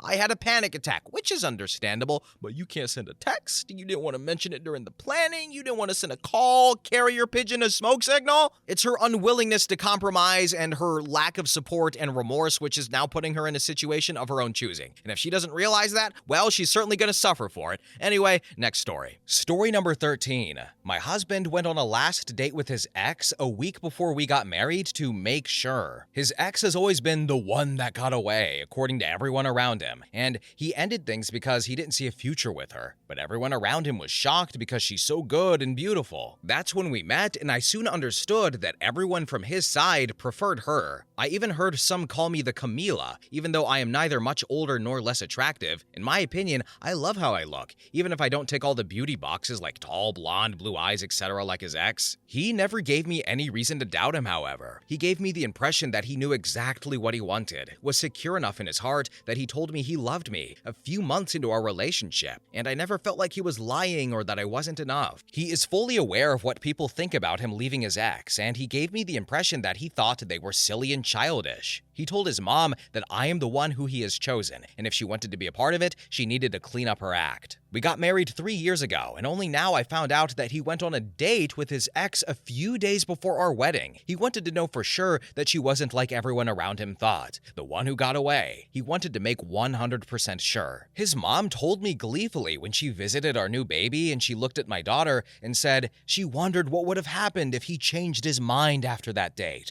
and she was visiting their baby now, my husband and the one who got away's. With a sigh, but gleefully, you know what I mean. And I haven't spoken to him for a week, and I hate the silent treatment, but I just can't talk to him. It isn't something I am doing to punish him or manipulate him or get the upper hand and control him. I just can't look at him or talk to him right now. So, am I the a-hole for this silent treatment? Edit. He was there when it happened, by the way. He told his mom to shut up. Then he admitted he went on the date and admitted the reason his mom told me was the truth. Now here are some relevant comments. User 1 said, "Did he also sleep with her just to make sure? Did he try having a kid with her too just to make sure? WTF? What kind of stupidity am I reading lately here? Your husband is the a-hole and your mother-in-law is a close second. And I can't believe he did that and he actually told people." My husband says he didn't sleep with her. Then User 2 commented commented and said, Could you stay with a family member or a friend? Having some space will help you make a better decision. "It doesn't feel fair to take our daughter away from him. He is as much as a new parent as I am, and I wouldn't deprive him time to be with her. She's 10 days old, so you understand that he would want to be with her all the time. We are both obsessed with her." And then user 3 said, It sounds like you don't even know what transpired on this date, right?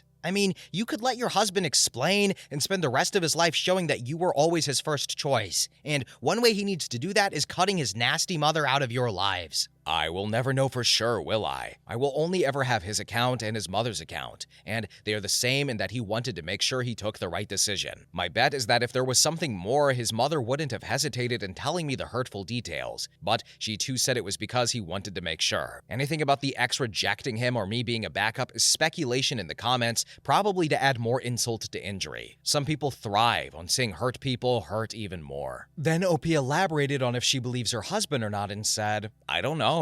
I asked him, and he adamantly denied it, but he confessed everything else. I truly believe that if he did, his mother would have made sure I knew to get rid of me, so this is why I don't know. Her not rubbing it in my face is my truth." And finally, user 4 commented and said, So he told his mom to clean up her act. She clearly hasn't. She has hurt you and probably has done irreparable damage to your relationship. How is he handling that? And I am so sorry this is happening to you. Please take care of yourself and your daughter. "My husband told her to never contact him again, and I just took the baby and went to bed, and they had a row in the kitchen, and then he told her to not contact us again, and then she left." Update. 1. My husband and I have talked, and well, he did most of the talking, and I listened. I asked him for the honest truth, and he said that he got cold feet. He was panicking about why nobody saw what he saw. He showed me text messages from his family and friends up until our wedding of people asking him why he was doing this, and if he was really sure. His sister said that he was making a huge mistake. After the wedding, however, everyone stopped and they basically told him they respected his decision even if they couldn't understand it. I never felt like they liked me much, but I have noticed that they were less intense and rude after the marriage. But starting now, less rude isn't enough for me anymore. 2. The date was a dinner and wine, and he understood it was wrong the second he sat at the table, but didn't want to just leave because it would have been weird and rude to ditch her when he was the one who made the dinner plans. 3. He didn't tell me because he knew I would call off the wedding and think it was bigger than it was. He didn't want to hurt me, and he said that he loved me from the day we met, and that never changed. 4. We are going no contact with his sister and mother and most of his friends and family. His decision, not mine. His father is the one member that genuinely loves me, and I have no problem with having him in his life. 5. We are far from okay. I told him I needed time because we can't make any decisions, and right now we need to concentrate on our baby. I don't want us to miss out on her first weeks. There's something new with her every day, and I don't want us to miss that. And I don't want this experience to be tainted with being heartbroken, and I refuse to miss out on the joy my baby has brought into my life. I see therapy and counseling in the future, but not right now. I don't want that. Then we either come out stronger or we separate. 6. I am 3 years older than my husband and 8 older than his ex. To the people in my DMs calling me ugly and jealous, I am neither. Not every girl dreams to be tall and blonde. Not every man likes tall and blonde. Only incels think the Stacy is goals and nothing else. And 7, they broke up because my husband didn't develop feelings for her. When he realized it wasn't happening, he ended things because he was looking for love. So no, I wasn't the backup, even if many people in my previous post thought it was a good idea to call me a backup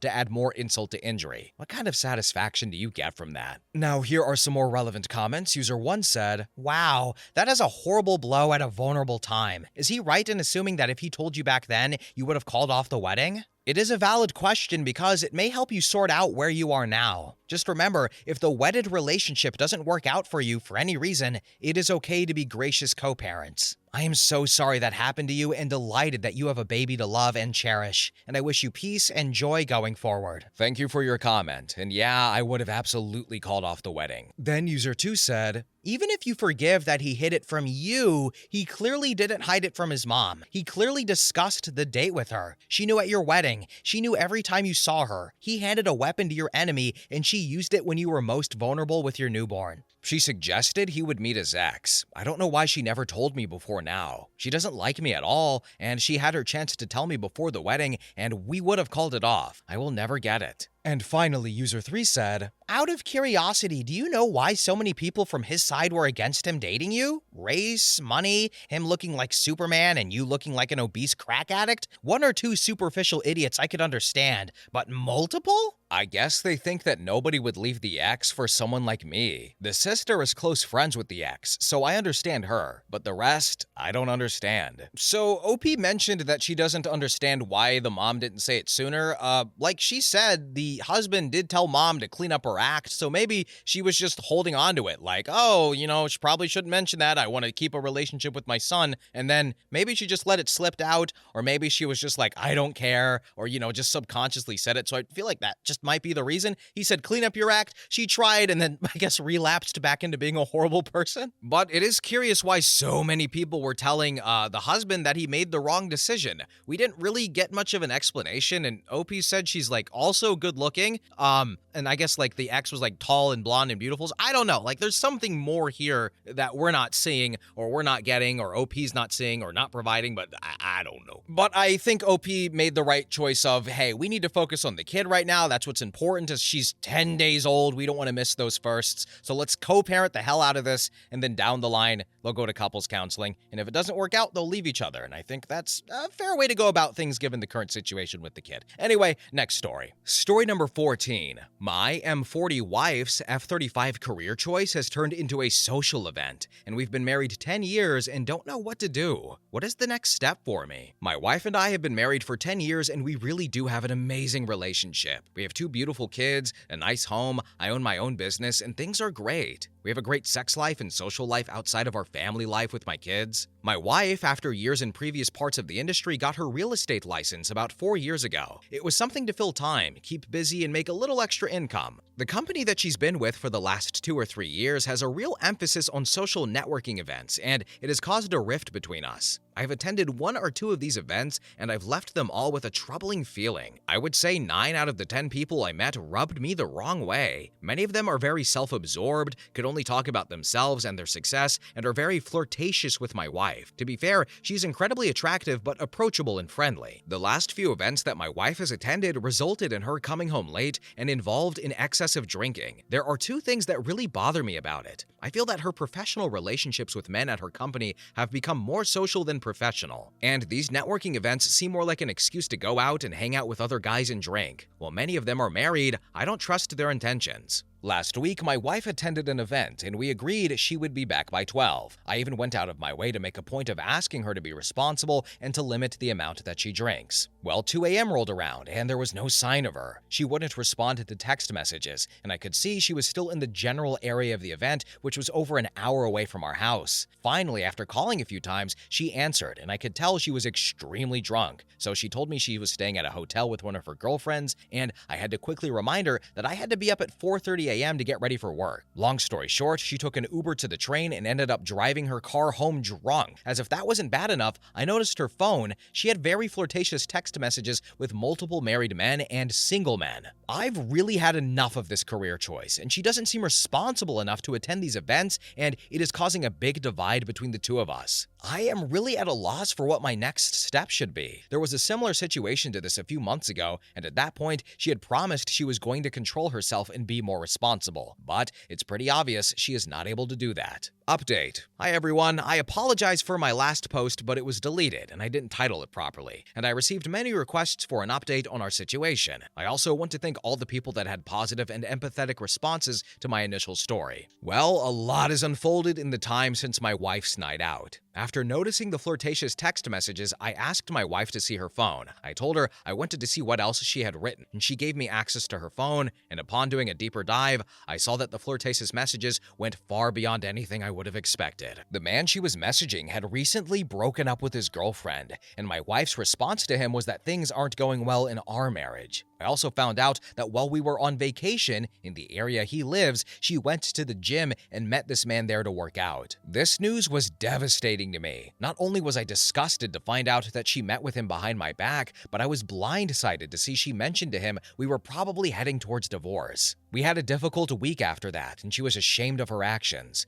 The drinking, the messages to this man, and the meetup. She described that she feels like I hate her, which really hurt because I feel like I do everything I can to make her happy. She swore to me that nothing physical had happened, though, and after looking through the messages, I do believe her. It seems that she didn't find out that he and his girlfriend broke up until he texted her after the gym. He actually stated in the messages that while he is attracted to her, he didn't want to get in the way of our marriage, and that he didn't want to be a distraction while she and I tried to work things out. I have to commend him for that. And I told her it was imperative that she confesses if anything physical had happened. I was willing to work through anything, but if I find out later down the road that she lied, she would not get another chance. I also discussed the importance on if anything happened for the sake of our health and our children's health, that she would need to go get tested. She was also on her period while we were away, so I'm confident there was no physical interaction. She has been adamant that nothing happened, but she knows what she did was wrong, and she did agree to get tested to give me peace of mind, and everything was negative. I had a few sessions with my therapist, and she recommended a couples therapist for us. She also mentioned that she believes my wife has some deeper trauma that she needs to work through. It's obvious that her judgment is off and that there may be some reason as to why she is acting out. My wife has since seen a therapist on her own, and we have sat with a couples therapist. Our first session with the couples therapist was very educational, and she did a deep dive into our relationship from the beginning, the main reason that we sought out her help, and laid out a treatment plan. Next week, we will be starting individual sessions with her, and then couples sessions following that. We both know that there was a lot of work to do, but we are dedicated to making this work, and I myself had a very unstable childhood due to my parents' divorce. And when I made those vows to my wife, I fully intended to see them through, and I believe she did as well. I feel very confident after speaking to both therapists that couples can heal, move beyond an act of infidelity, and can come out even stronger than before. I owe it to myself, my wife, and my children to do everything I can to commit to having a happy and healthy relationship, and my wife is showing great remorse. She said she doesn't know why she does these things, but she knows it's wrong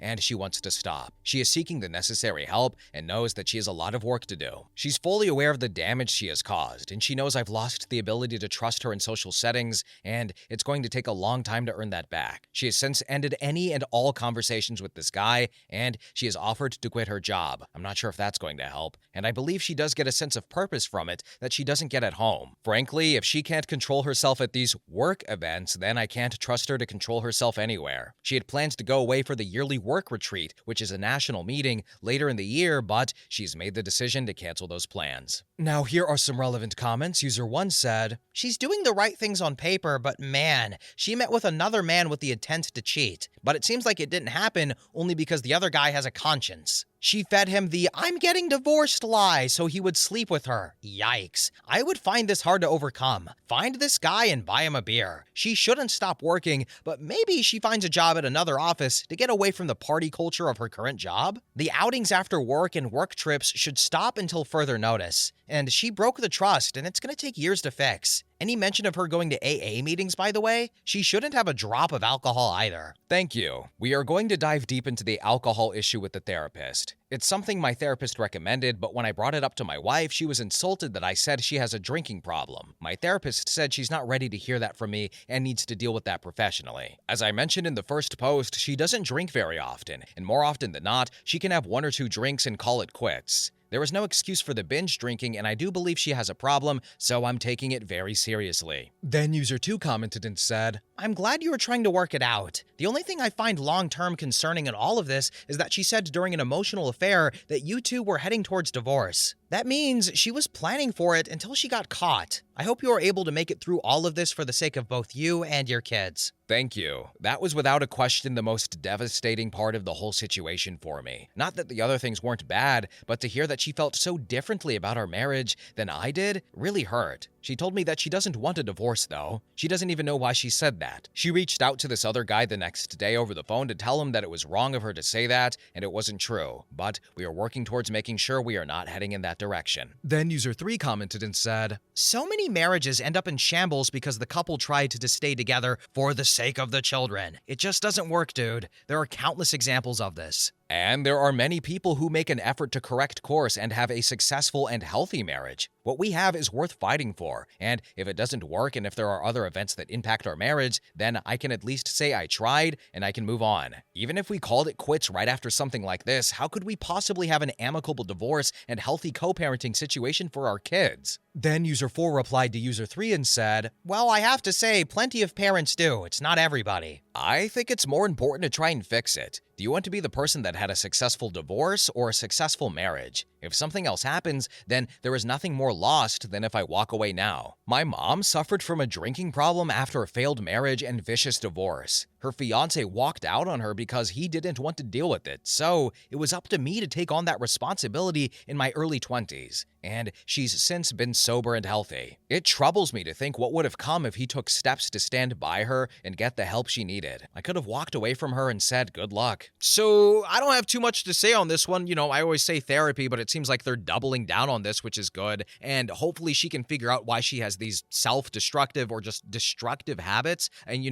thankfully she didn't cheat, but just learning that your partner had the intention of cheating, or the fact that she mentioned that she thinks the marriage is heading towards a divorce, that's hard to come over. Thankfully, she didn't do anything, but still. And like OP mentioned, he thought he was doing everything for her, but she thought that OP hates her. So, something needs to be discovered and worked through, and I don't know, maybe deeply rooted, I don't know. But also, I feel like she also might have a drinking problem, but like OP mentioned, that's probably something she needs to hear from a professional. But if they want to improve their marriage, I feel like they have all the tools. I feel like they're doing all the right things. I feel like they're in the go-ready position to sprint towards something better. So I feel like if they're trying to improve, they're taking all the necessary steps. So good for them.